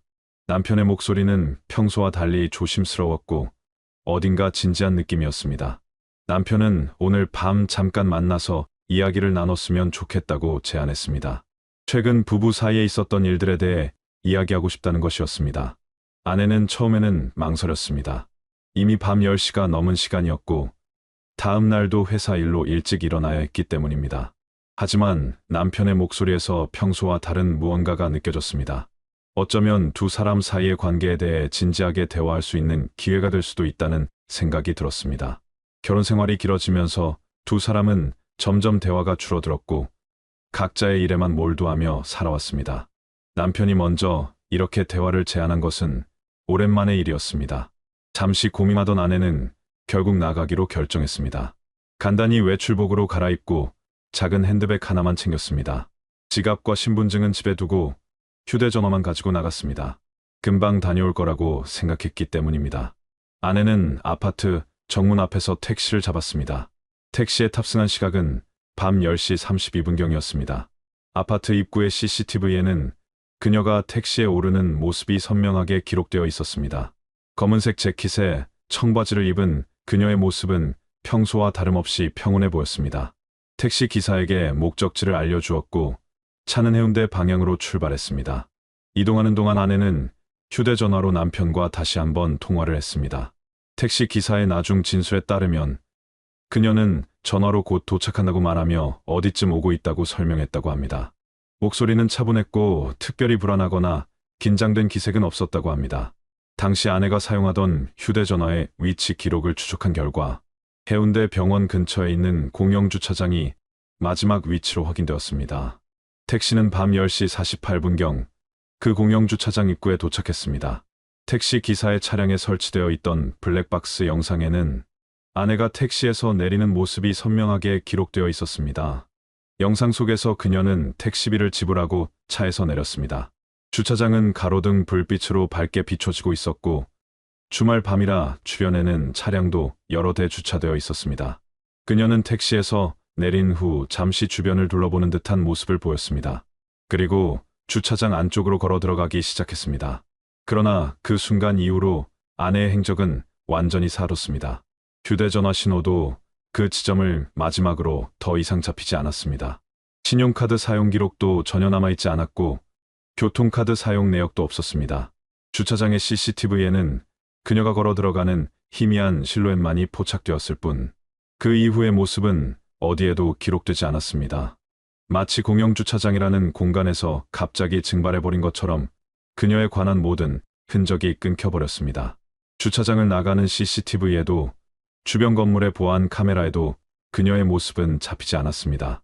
이날 밤 10시 48분 그녀가 택시에서 내려 주차장 안으로 걸어 들어가던 그 순간이 누군가에게 목격된 그녀의 마지막 모습이었습니다. 이날 밤의 만남이 두 사람 사이의 마지막 만남이 될 것이라는 사실을 택시에서 내리던 그 순간 아내는 전혀 알지 못했을 것입니다. 다음 날인 6월 13일 일요일 오전, 화장품 회사 직원들은 평소 시간을 철저히 지키던 대표이사에게 연락이 되지 않는 것을 이상하게 여겼습니다. 비록 주말이었지만 다음 주 월요일에 예정된 중요한 신제품 발표회를 앞두고 일요일 오전에 최종 점검 회의가 잡혀 있었습니다. 이 회의는 대표이사가 직접 주재하기로 한 중요한 자리였고 그녀는 절대 이런 약속을 어기는 사람이 아니었습니다. 오전 10시가 넘도록 대표이사가 나타나지 않자 비서는 여러 차례 휴대전화로 연락을 시도했습니다. 하지만 전화는 계속해서 꺼져 있었고 문자 메시지를 보내도 읽음 표시조차 뜨지 않았습니다. 회사 임원들과 직원들은 점점 불안해지기 시작했습니다. 20년 가까이 회사를 경영해온 그녀가 이렇게 중요한 회의에 아무런 연락 없이 불참한 적은 단 한 번도 없었기 때문입니다. 걱정이 된 비서는 결국 남편에게 전화를 걸었습니다. 전화를 받은 남편의 목소리는 매우 침착했습니다. 오히려 너무 침착해서 비서는 순간적으로 이상한 느낌을 받았지만 곧 그 생각을 떨쳐냈습니다. 남편은 조용하고 안정된 목소리로 상황을 설명했습니다. 어제 저녁 부부 사이에 다소 언쟁이 있었다는 것이었습니다. 구체적인 내용은 말하지 않았지만 아내가 화가 난 상태로 밤늦게 집을 나갔다고 했습니다. 아마도 머리를 식히기 위해 어딘가에 갔을 것이고 조금 시간이 지나면 돌아올 것이라고 말했습니다. 남편은 걱정하지 말라며 아내가 돌아오면 바로 연락하겠다고 약속했습니다. 비서는 남편의 설명을 듣고 일단은 안심하기로 했습니다. 부부 사이에 다툼이 있을 수도 있는 일이고 잠시 시간을 가지려고 외출했을 수도 있다고 생각했습니다. 하지만 일요일 오후가 지나고 저녁이 되어도 대표이사로부터는 아무런 연락이 없었습니다.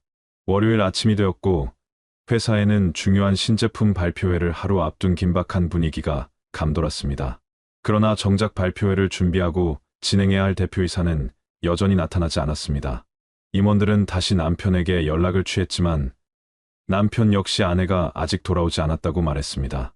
이제 남편의 목소리에도 약간의 걱정이 묻어났습니다. 자신도 여러 곳에 연락을 해봤지만 아내의 행방을 알 수 없다고 했습니다.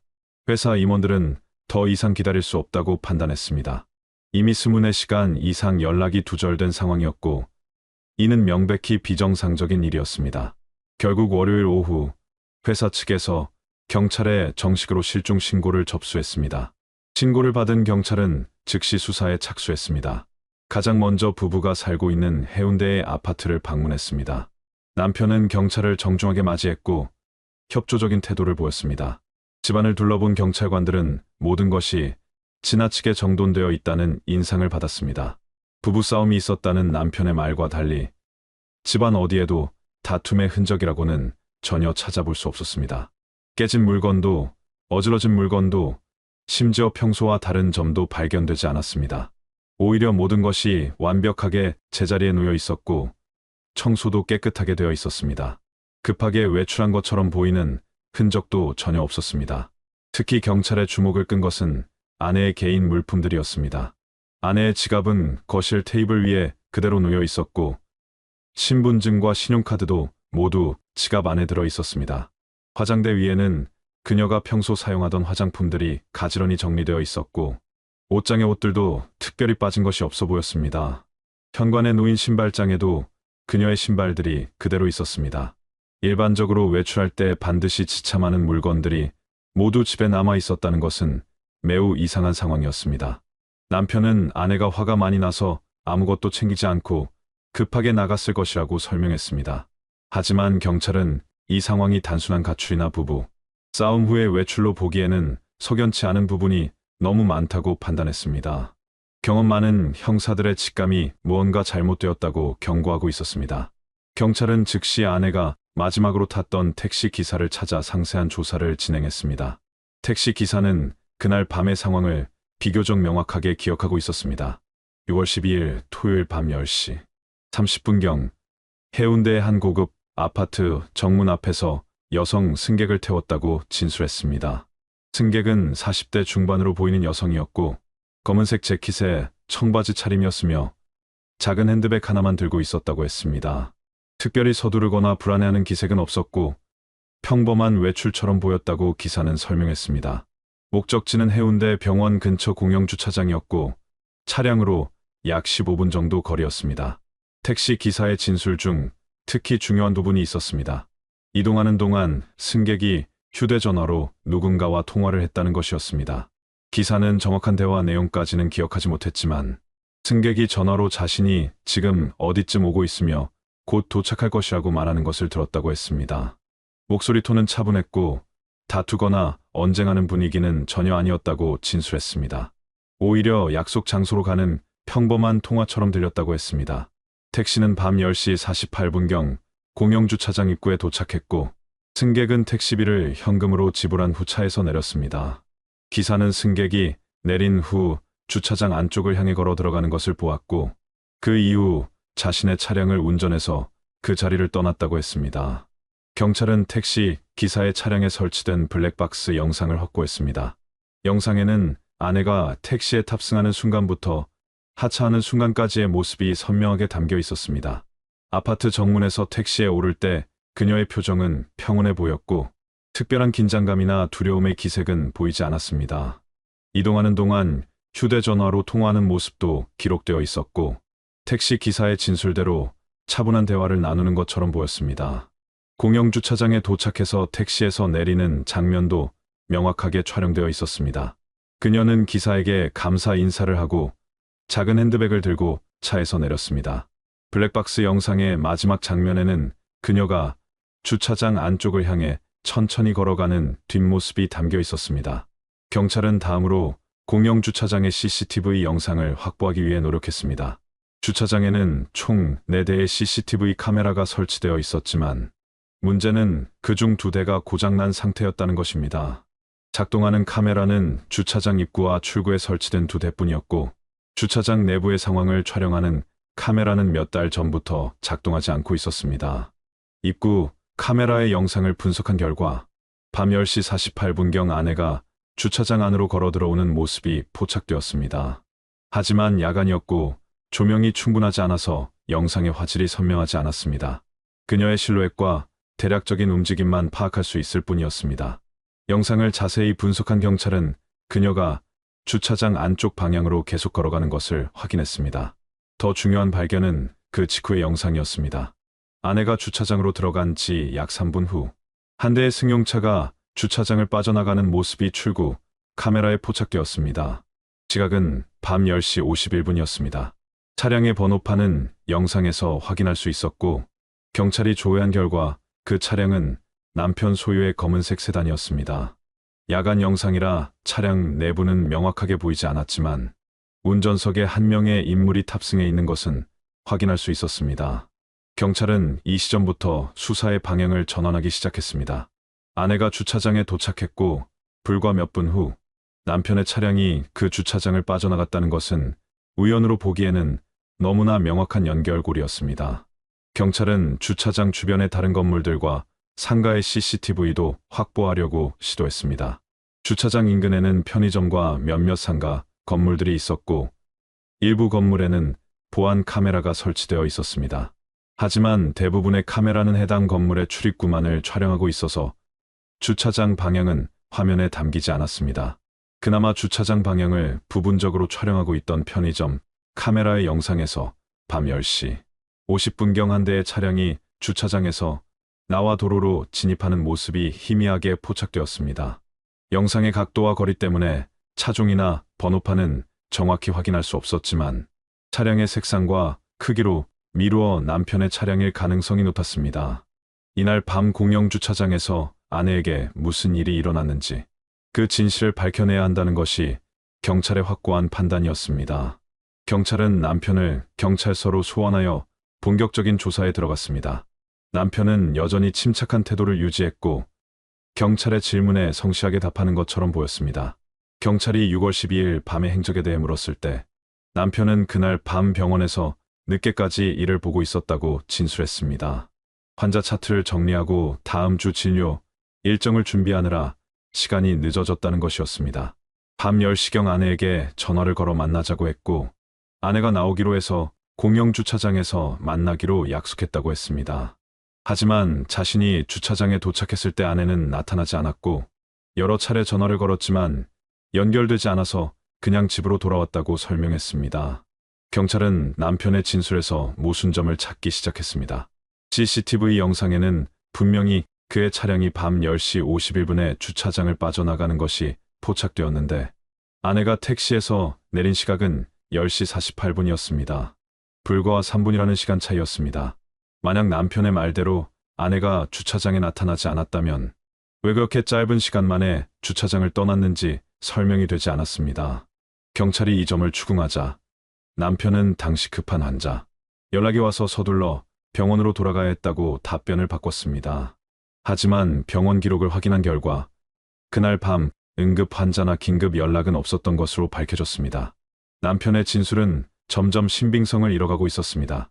경찰은 남편의 동의를 얻어 그의 차량을 압수하여 정밀 감식을 실시했습니다. 겉보기에 차량은 매우 깨끗한 상태였습니다. 최근에 세차를 한 것처럼 내부도 외부도 말끔하게 정돈되어 있었습니다. 하지만 국립과학수사연구원의 정밀 감식 결과 놀라운 사실들이 드러나기 시작했습니다. 트렁크의 고무 패킹 틈새에서 미세한 혈흔이 검출되었습니다. 육안으로는 전혀 보이지 않을 정도로 작은 양이었지만 루미놀 반응 검사에서 양성 반응이 나왔습니다. 혈흔에서 추출한 DNA를 분석한 결과 그것은 실종된 아내의 것으로 확인되었습니다. 이것만으로도 충격적인 발견이었지만 감식은 여기서 끝나지 않았습니다. 조수석 바닥 매트 아래에서는 더욱 결정적인 증거가 발견되었습니다. 깨진 유리 앰플의 작은 파편들이 발견되었고 그것은 수면제 앰플로 확인되었습니다. 의료용 주사기 바늘도 함께 발견되었는데 바늘 끝에는 미세한 혈흔이 묻어 있었습니다. 이 혈흔 역시 아내의 DNA와 일치했습니다. 더욱이 앰플에 남아있던 성분을 분석한 결과 그것은 고농도의 수면 진정제로 밝혀졌습니다. 정신과 전문의인 남편이 병원에서 처방하고 다루는 약물이었습니다. 경찰이 남편에게 이에 대해 질문하자 그는 당황하는 기색을 보이며 병원에서 사용하는 물품들이 차량에 섞여 있었을 수 있다고 둘러댔습니다. 환자 왕진을 가거나 병원 물품을 운반할 때 차를 사용하기 때문에 그럴 수 있다는 것이었습니다.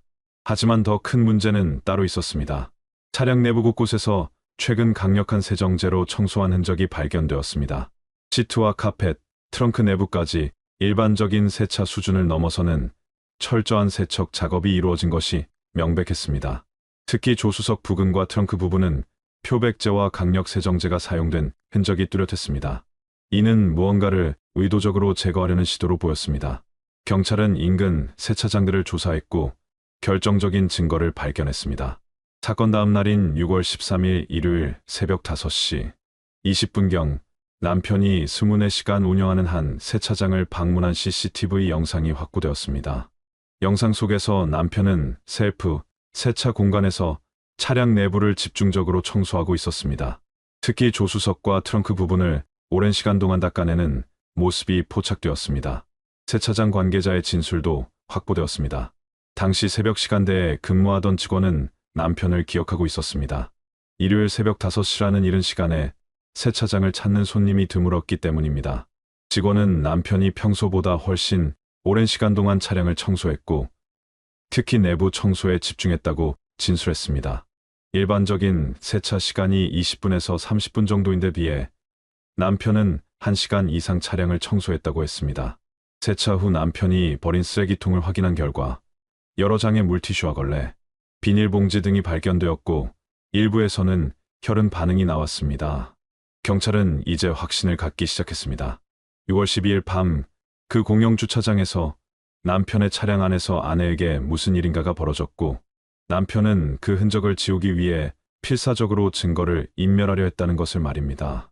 수사가 진행되면서 경찰은 남편의 휴대전화 통화 기록을 면밀히 분석했습니다. 그 과정에서 예상치 못한 인물이 수사선상에 떠올랐습니다. 남편이 운영하는 정신과 의원에서 근무하는 32세의 간호사였습니다. 통화 기록을 분석한 결과 6월 12일 당일 남편과 이 간호사는 총 23회에 걸쳐 통화를 주고받았던 것으로 확인되었습니다. 특히 주목할 만한 점은 통화 시간대였습니다. 오후 9시 이후부터 자정까지 집중적으로 통화가 이루어졌고 통화 시간도 짧게는 1분에서 길게는 15분까지 다양했습니다. 일반적인 업무 연락치고는 시간대도 이상했고 통화 빈도도 지나치게 잦았습니다. 더욱이 다음 날인 6월 13일 일요일 새벽 시간대에도 여러 차례 통화가 있었던 것으로 나타났습니다. 경찰은 즉시 이 간호사를 참고인 자격으로 소환했습니다. 처음 조사를 받을 때 간호사는 매우 긴장한 모습이었습니다. 그녀는 6월 12일 통화 내용에 대해 병원 업무와 관련된 것이었다고 주장했습니다. 다음 주 진료 일정과 환자 예약 관리 등을 상의했다는 것이었습니다. 하지만 경찰이 밤늦은 시간과 일요일 새벽에까지 그렇게 많은 통화가 필요했던 이유를 추궁하자 그녀의 대답은 일관성을 잃기 시작했습니다. 말을 더듬거나 시선을 회피하는 모습이 역력했고 손을 떨며 불안해하는 기색이 뚜렷했습니다. 경찰은 그녀가 무언가를 숨기고 있다는 확신을 갖게 되었습니다. 경찰은 병원 인근의 CCTV 영상들을 추가로 확보하여 분석했습니다. 그 결과 놀라운 장면이 포착되었습니다. 6월 13일 일요일 새벽 1시 40분경 간호사가 운전하는 차량이 병원 주차장으로 들어오는 모습이 기록되어 있었습니다. 일요일 새벽 병원은 당연히 문을 닫은 상태였습니다. 병원에 출근할 이유도 없는 시간이었습니다. 영상을 계속 확인한 결과 그녀의 차량은 약 40분간 주차장에 머물렀다가 새벽 2시 20분경 주차장을 빠져나갔습니다. 더욱 의심스러운 점은 차량이 주차장을 나갈 때의 모습이었습니다. 들어올 때보다 차체가 약간 낮아져 보였고 이는 트렁크에 무거운 물건이 실린 것을 암시했습니다. 경찰은 간호사의 차량도 압수하여 정밀 감식을 실시했습니다. 이 차량 역시 최근 내부 청소가 이루어진 흔적이 있었지만 남편의 차량만큼 철저하지는 않았습니다. 과학수사팀은 트렁크를 집중적으로 조사했고 카펫 섬유 사이에서 중요한 증거를 발견했습니다. 미세한 섬유 조각들이 검출되었는데 이것을 정밀 분석한 결과 남편의 차량 트렁크에 깔려있던 담요의 섬유와 동일한 것으로 밝혀졌습니다. 섬유의 재질, 색상, 직조 방식까지 완벽하게 일치했습니다. 이는 남편의 차량에 있던 담요가 어떤 경로로든 간호사의 차량 트렁크에 실렸다는 것을 의미했습니다. 더욱이 트렁크 바닥에서는 미세한 토양 입자도 발견되었습니다. 경찰은 간호사를 다시 소환하여 더욱 강도 높은 조사를 진행했습니다. CCTV 영상과 차량 감식 결과를 제시하자 간호사는 크게 동요하기 시작했습니다. 처음에는 그날 새벽 병원에 간 이유에 대해 잊고 두고 온 개인 물건을 가져갔다고 둘러댔습니다. 하지만 경찰이 구체적으로 무엇을 가져갔는지, 왜 하필 새벽 시간이었는지를 계속 추궁하자 그녀는 제대로 된 답변을 하지 못했습니다. 손은 계속 떨렸고 이마에는 식은땀이 맺혔습니다. 담요 섬유에 대한 증거를 제시하자 그녀는 침묵으로 일관했습니다. 변호사를 선임하겠다는 의사를 밝혔고 더 이상의 진술을 거부했습니다. 경찰은 남편과 간호사의 관계를 더 깊이 파고들기 시작했습니다. 병원 직원들과 주변 인물들을 대상으로 광범위한 조사가 이루어졌습니다. 병원에서 함께 근무했던 다른 간호사들의 진술에서 중요한 정보가 나오기 시작했습니다. 한 동료 간호사는 최근 몇 달간 원장과 그 간호사 사이에 묘한 분위기가 있었다고 진술했습니다. 두 사람이 자주 단둘이 대화를 나누었고 업무 시간 외에도 함께 있는 모습이 목격되었다는 것이었습니다. 점심시간에 함께 외출하는 일도 잦았고 퇴근 후에도 병원에 함께 남아있는 경우가 많았다고 했습니다. 다른 직원은 두 사람이 눈빛을 주고받거나 의미심장한 대화를 나누는 것을 여러 차례 목격했다고 증언했습니다. 경찰은 병원 인근의 음식점과 카페들도 조사했습니다. 여러 곳에서 남편과 간호사가 함께 있는 모습이 목격되었다는 진술을 확보했습니다. 한 카페 주인은 두 사람이 지난 몇 개월간 주 23회 정도 함께 카페를 방문했다고 말했습니다. 조용한 구석 자리에 앉아 오랜 시간 대화를 나누었고 때로는 손을 맞잡고 있는 모습도 보였다고 증언했습니다. 한 음식점 종업원은 두 사람이 저녁 식사를 함께 한 적이 여러 차례 있었다고 진술했습니다. 분위기가 단순한 동료 관계를 넘어서는 것처럼 보였다는 것이었습니다. 이제 경찰 수사는 새로운 국면으로 접어들고 있었습니다. 단순한 실종 사건이 아니라 계획적인 범죄의 가능성이 점점 커지고 있었고 그 중심에는 남편과 간호사가 있었습니다. 경찰은 남편과 간호사의 관계를 더욱 면밀히 조사하기 위해 두 사람의 디지털 기기를 압수했습니다. 남편의 노트북과 휴대전화, 간호사의 휴대전화와 태블릿 PC가 디지털 포렌식 팀으로 넘겨졌습니다. 분석 결과는 충격적이었습니다. 남편의 노트북 인터넷 검색 기록에서 매우 의심스러운 내용들이 발견되었습니다. 5월 중순부터 6월 초까지 약 3주간에 걸쳐 수면제의 치사량에 관한 검색이 여러 차례 있었습니다. 특정 수면 진정제를 과다 투여했을 때 나타나는 증상, 사망에 이르는 시간, 검시 시 발견 가능성 등에 대한 의학 논문과 자료들을 열람한 기록이 남아 있었습니다. 더욱 충격적인 것은 시신 운반과 관련된 검색 기록이었습니다. 시신의 무게를 줄이는 방법, 부패 속도를 늦추는 조건, 시신, 은닉에 적합한 장소 등에 대한 검색이 있었습니다. 혈흔 제거에 관한 검색 기록도 다수 발견되었습니다. 차량 내부의 혈흔을 완전히 제거하는 방법, 루미놀 반응을 무력화시키는 세제의 종류, DNA 증거를 파괴하는 화학물질 등에 대한 자료들을 찾아본 흔적이 있었습니다. 심지어 범죄 현장 청소 전문 업체의 작업 방식을 설명하는 해외 기사까지 열람했던 것으로 드러났습니다. 이 모든 검색 기록은 삭제되어 있었지만 포렌식 전문가들이 복구에 성공했습니다. 남편은 이 검색 기록들에 대해 정신과 의사로서 학술적 관심으로 찾아본 것이라고 변명했습니다.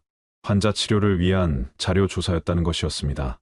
하지만 검색 시기와 내용의 구체성, 그리고 실제 발생한 사건과의 연관성을 고려할 때 이는 명백히 범행을 계획하고 준비한 흔적으로 보였습니다. 간호사의 휴대전화에서는 더욱 결정적인 증거가 발견되었습니다. 그녀가 사용하던 메신저 애플리케이션의 대화 내용이 복구되었는데 그 안에는 남편과 주고받은 수백 통의 메시지가 저장되어 있었습니다. 메시지 내용을 분석한 결과 두 사람은 약 2년 전부터 불륜 관계를 맺어왔던 것으로 확인되었습니다. 초기의 메시지들은 서로에 대한 애정을 표현하는 평범한 연인 사이의 대화였습니다. 하지만 시간이 지나면서 메시지의 내용은 점점 구체적이고 심각한 방향으로 변해갔습니다. 남편은 메시지에서 아내와의 결혼 생활이 불행하다고 토로했고 아내로부터 벗어나고 싶다는 내용을 반복적으로 표현했습니다. 간호사 역시 두 사람이 함께 새로운 삶을 시작할 수 있기를 바란다는 내용의 메시지를 보냈습니다. 특히 5월과 6월 사이에 주고받은 메시지들은 매우 심각한 내용을 담고 있었습니다. 남편은 아내가 자신의 인생에서 가장 큰 장애물이라고 표현했고 아내가 사라진다면 모든 문제가 해결될 것이라는 취지의 메시지를 보냈습니다. 간호사는 남편을 위로하면서 두 사람이 함께 있을 수 있는 방법을 찾아야 한다고 답장했습니다. 6월 10일, 사건 이틀 전에 주고받은 메시지에는 더욱 구체적인 내용이 담겨 있었습니다. 남편이 보낸 메시지에는 이번 주말에 모든 것이 정리될 것이라는 내용이 있었고 간호사는 자신이 할 수 있는 일이 있으면 언제든 말하라고 답했습니다. 그리고 6월 12일 당일 저녁, 사건이 발생하기 불과 몇 시간 전에 간호사가 보낸 메시지가 있었습니다. 오늘이면 다 끝나요. 우린 자유해요. 당신을 사랑해요. 이 메시지는 명백히 두 사람이 무언가를 계획하고 실행에 옮기려 한다는 것을 보여주는 증거였습니다. 경찰은 메시지 내용을 근거로 두 사람을 재차 소환하여 강도 높은 조사를 진행했습니다. 복구된 메시지 내용을 제시하자 간호사는 크게 동요했습니다. 얼굴이 창백해졌고 몸을 떨기 시작했습니다. 경찰은 그녀에게 진실을 말할 것을 종용했습니다. 지금이라도 솔직하게 털어놓으면 정상 참작을 받을 수 있지만 계속 거짓말을 하면 공범으로서 더 무거운 처벌을 받게 될 것이라고 설명했습니다. 간호사는 한참 동안 침묵했습니다.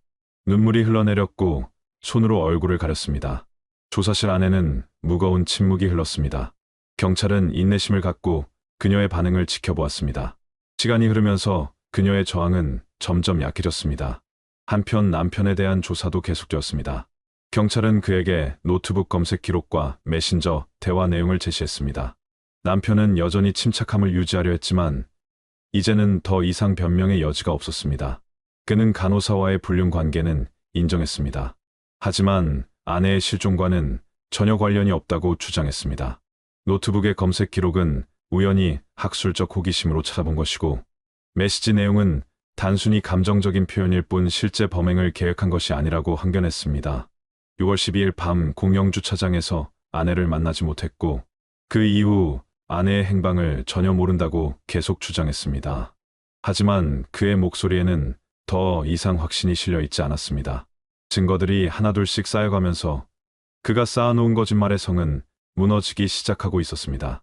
경찰은 이제 결정적인 물증, 즉 시신을 찾아야 한다는 것을 알고 있었습니다.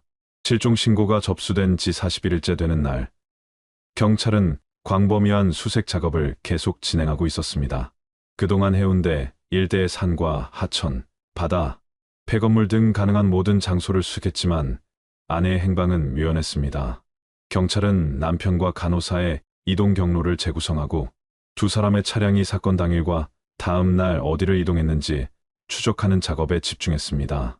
수많은 CCTV 영상을 분석하고 통신기지국 위치 기록을 조회하며 두 사람의 발자취를 하나하나 확인해 나갔습니다.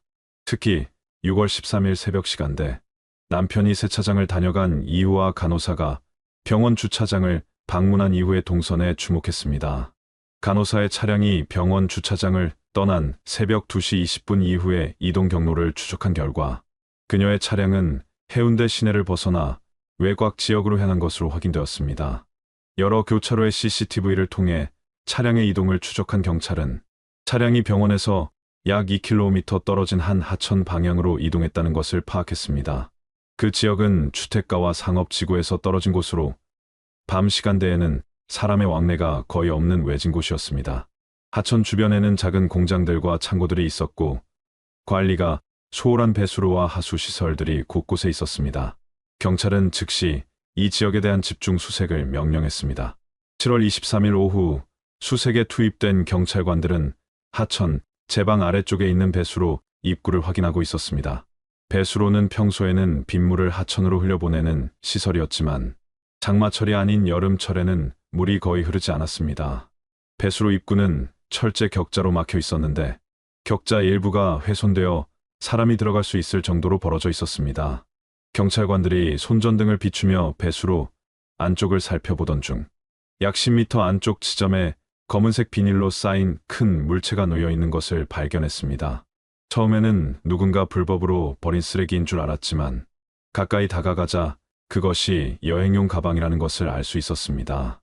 검은색 대형 여행 가방은 비닐, 테이프로 여러 겹 감겨져 있었고 그 위에 다시 검은 비닐이 씌워져 있었습니다. 경찰은 즉시 현장을 봉쇄하고 과학수사팀을 호출했습니다.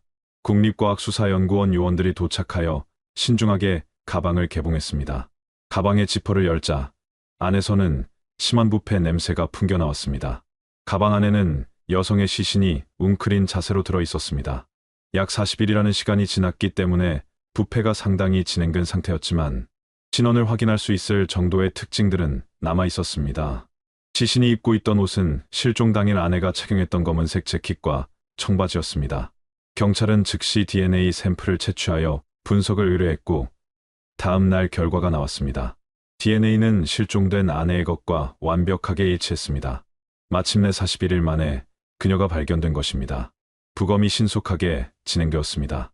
부검을 담당한 국립과학수사연구원의 법의학 전문의는 매우 세밀한 검사를 실시했습니다. 시신의 목 부분과 팔뚝 안쪽에서 주사 바늘, 자국이 발견되었습니다. 혈액과 조직 샘플을 분석한 결과 고농도의 수면진정제 성분이 검출되었습니다. 검출된 약물은 남편의 병원에서 사용하는 수면제와 동일한 성분이었고 투여량은 치사량을 훨씬 초과하는 수준이었습니다. 부검인은 사인을 약물 과다 투여로 인한 호흡, 억제와 질식사로 판단했습니다. 수면제를 과다 투여받은 피해자는 의식을 잃었고 호흡이 점점 약해지다가 결국 호흡이 멈추면서 사망에 이른 것으로 추정되었습니다. 부검 결과 더욱 충격적인 사실이 밝혀졌습니다.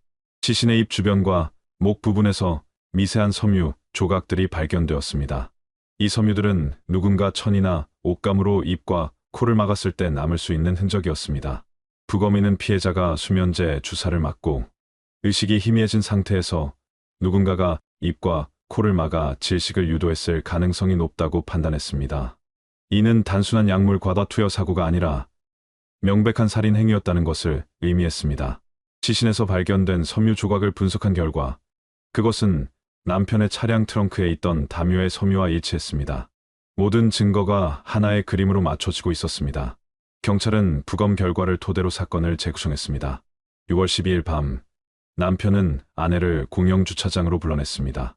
아내는 남편이 진지하게 대화하고 싶어 한다고 믿고 택시를 타고 주차장으로 갔습니다. 주차장에 도착한 아내는 남편의 차량에 탑승했습니다. 아마도 조수석에 앉아 대화를 시작했을 것입니다. 하지만 대화 도중 남편은 미리 준비해둔 수면제, 주사를 아내에게 놓았습니다. 의식을 잃어가는 아내를 남편은 담요로 입과 코를 막아 질식시켰습니다. 아내가 완전히 사망한 후 남편은 시신을 차량 트렁크에 옮겼습니다. 그리고 주차장을 빠져나와 어딘가로 이동했습니다. 새벽 시간, 남편은 간호사에게 연락했고 간호사는 병원 주차장으로 와서 남편을 도왔습니다. 두 사람은 시신을 여행 가방에 넣고 간호사의 차량으로 옮겼습니다. 간호사는 그 가방을 자신의 차 트렁크에 싣고 미리 물색해둔 하천 배수로까지 운반하여 유기했습니다. 남편은 그 사이 자신의 차량에 남아있던 모든 증거를 제거하기 위해 철저하게 청소했습니다. 계획적이고 치밀한 범행이었습니다. 시신이 발견되고 부검 결과가 나온 직후 경찰은 남편과 간호사를 긴급 체포했습니다. 더 이상 참고인이나 피해자 신분이 아니라 살인 혐의의 피해자로 구속영장이 청구되었습니다. 법원은 증거인멸과 도주의 우려가 있다고 판단하여 두 사람 모두에게 구속영장을 발부했습니다. 체포 당시 남편은 여전히 침착한 표정을 유지하려 했었지만 간호사는 완전히 무너진 상태였습니다. 경찰서로 압송되는 차량 안에서 간호사는 계속 울먹이며 두려움에 떨고 있었습니다. 구속 수감된 후 경찰은 두 사람을 분리하여 각각 집중적인 조사를 진행했습니다. 심리적 압박이 더 약한 간호사를 먼저 집중 공략하기로 결정했습니다. 간호사는 유치장에서 며칠을 보낸 후 점차 심리적으로 무너지기 시작했습니다. 변호사와의 상담 후에도 그녀의 불안은 계속되었고 밤마다 악몽에 시달렸습니다. 교도관들은 그녀가 제대로 식사도 하지 못하고 잠도 이루지 못한 채 괴로워하는 모습을 목격했습니다. 경찰은 이 시점이 진실을 끌어낼 적기라고 판단했습니다. 조사실로 불러낸 간호사에게 경찰은 다시 한번 기회를 주었습니다. 지금이라도 진실을 말하면 법정에서 정상 참작을 받을 수 있지만 계속 침묵하거나 거짓말을 하면 주범과 동일한 처벌을 받게 될 것이라고 설명했습니다. 또한 남편이 자신의 책임을 최소화하기 위해 모든 책임을 간호사에게 떠넘길 가능성도 있다고 경고했습니다. 이 말에 간호사는 크게 흔들렸습니다. 그녀는 한참을 침묵하며 고민하다가 마침내 입을 열기 시작했습니다. 떨리는 목소리로 그날 밤에 일어났던 일들을 털어놓기 시작했습니다. 간호사의 자백에 따르면 모든 계획은 남편이 세운 것이었습니다. 약 한 달 전부터 남편은 아내를 만나 이혼 이야기를 하겠다고 말했지만 실제로는 다른 계획을 갖고 있었습니다. 남편은 아내가 이혼에 절대 응하지 않을 것이고 이혼하게 되면 재산의 대부분을 잃게 될 것이라며 괴로워했습니다. 병원도 아내의 자본으로 세워진 것이었고 아파트도 아내 명의였으며 회사 자산도 모두 아내 소유였습니다. 이혼하면 남편은 거의 빈손으로 나가야 하는 상황이었습니다. 그래서 남편은 다른 방법을 생각하게 되었다고 간호사는 진술했습니다. 6월 12일 밤 남편은 아내에게 전화를 걸어 진지하게 대화하고 싶다며 만나자고 제안했습니다. 아내는 남편의 진지한 태도에 마음이 움직여 약속 장소인 공영주차장으로 나왔습니다. 남편은 미리 차량 안에 수면제, 주사를 준비해두고 기다리고 있었습니다. 아내가 조수석에 타자 처음에는 평범하게 대화를 시작했습니다. 하지만 대화가 진행되면서 아내는 여전히 냉정한 태도를 보였고 이혼이나 재산 분할에 대해서는 전혀 양보할 의사가 없다는 것을 분명히 했다고 합니다. 간호사의 진술에 따르면 남편은 나중에 자신에게 전화로 그 순간을 설명하면서 아내가 자신을 무시하고 경멸하는 듯한 말투로 이야기했다고 말했다고 합니다. 그 순간 남편은 감정이 폭발했고 미리 준비해둔 주사기를 꺼내 아내의 팔에 수면제를 주입했다고 합니다. 아내는 갑작스러운 상황에 놀라 저항했지만 수면제가 빠르게 작용하면서 의식이 흐려졌습니다. 남편은 의식을 잃어가는 아내를 보면서도 멈추지 않았습니다. 차량 트렁크에 있던 담요를 가져와 아내의 입과 코를 막았고 몇 분간 그 상태를 유지했습니다. 아내의 몸부림은 점점 약해졌고 결국 완전히 움직임이 멈췄습니다. 남편은 아내가 사망한 것을 확인한 후 주변을 살피며 목격자가 없는지 확인했습니다. 다행히 주말 밤늦은 시간이라 주차장에는 사람이 없었습니다. 남편은 아내의 시신을 조수석에서 트렁크로 옮기고 주차장을 빠져나왔습니다. 그리고 즉시 간호사에게 전화를 걸었습니다. 간호사는 그 전화를 받고 큰 충격을 받았지만 남편에 대한 사랑과 두려움 때문에 그의 부탁을 거절할 수 없었다고 진술했습니다. 간호사는 새벽 1시 40분경 병원 주차장으로 갔습니다. 남편은 이미 그곳에서 기다리고 있었고 차량 트렁크에는 여행 가방에 담긴 시신이 있었습니다. 남편은 간호사에게 이 가방을 처리해달라고 부탁했습니다. 처음에 간호사는 거부하려 했지만 남편은 자신이 체포되면 간호사도 공범으로 처벌받게 될 것이라고 말하며 설득했습니다. 이미 여러 차례 통화한 기록이 남아있고 간호사도 이 일을 사전에 알고 있었던 것으로 의심받을 것이라고 협박하듯 말했습니다. 공포에 떨던 간호사는 결국 남편의 요구를 받아들였습니다. 두 사람은 함께 가방을 간호사의 차량 트렁크로 옮겼고 간호사는 미리 남편이 알려준 장소인 하천 배수로까지 운전해 갔습니다. 새벽 어둠 속에서 무거운 가방을 끌고 배수로 안쪽으로 들어가 시신을 유기했습니다. 그 순간의 공포와 죄책감은 이루 말할 수 없었다고 간호사는 눈물을 흘리며 진술했습니다. 간호사의 자백을 확보한 경찰은 다시 남편을 조사실로 불렀습니다. 간호사의 상세한 진술 내용을 제시하자 남편의 표정이 처음으로 크게 흔들렸습니다. 더 이상 부인할 수 없는 상황이 된 것입니다. 하지만 남편은 여전히 완전한 자백을 거부했습니다. 자신은 단지 대화를 하려 했을 뿐이고 아내가 먼저 감정적으로 흥분하며 자신을 공격했다고 주장했습니다. 우발적인 상황에서 방어하려다 벌어진 일이라고 주장하며 계획적 살인은 아니라고 항변했습니다. 하지만 경찰이 제시한 노트북 검색 기록, 미리 준비한 수면제 주사, 간호사와의 사전 공모 정황 등은 이것이 명백히 계획적인 범행이었음을 증명하고 있었습니다. 마지막으로 경찰은 결정적인 증거 하나를 더 제시했습니다. 남편의 차량 블랙박스였습니다. 남편은 사건 후 차량을 철저히 청소하고 증거를 인멸했지만 한 가지를 놓쳤습니다. 차량의 블랙박스 메모리 카드는 포맷되어 있었지만 전문가들이 삭제된 파일을 부분적으로 복구하는 데 성공한 것입니다. 복구된 음성 파일에는 6월 12일 밤 차량 안에서 녹음된 소리가 일부 남아 있었습니다. 음질이 좋지 않고 중간중간 끊기는 부분이 많았지만 남편의 목소리가 분명하게 들렸습니다. 설인아, 그만 좀 해, 제발.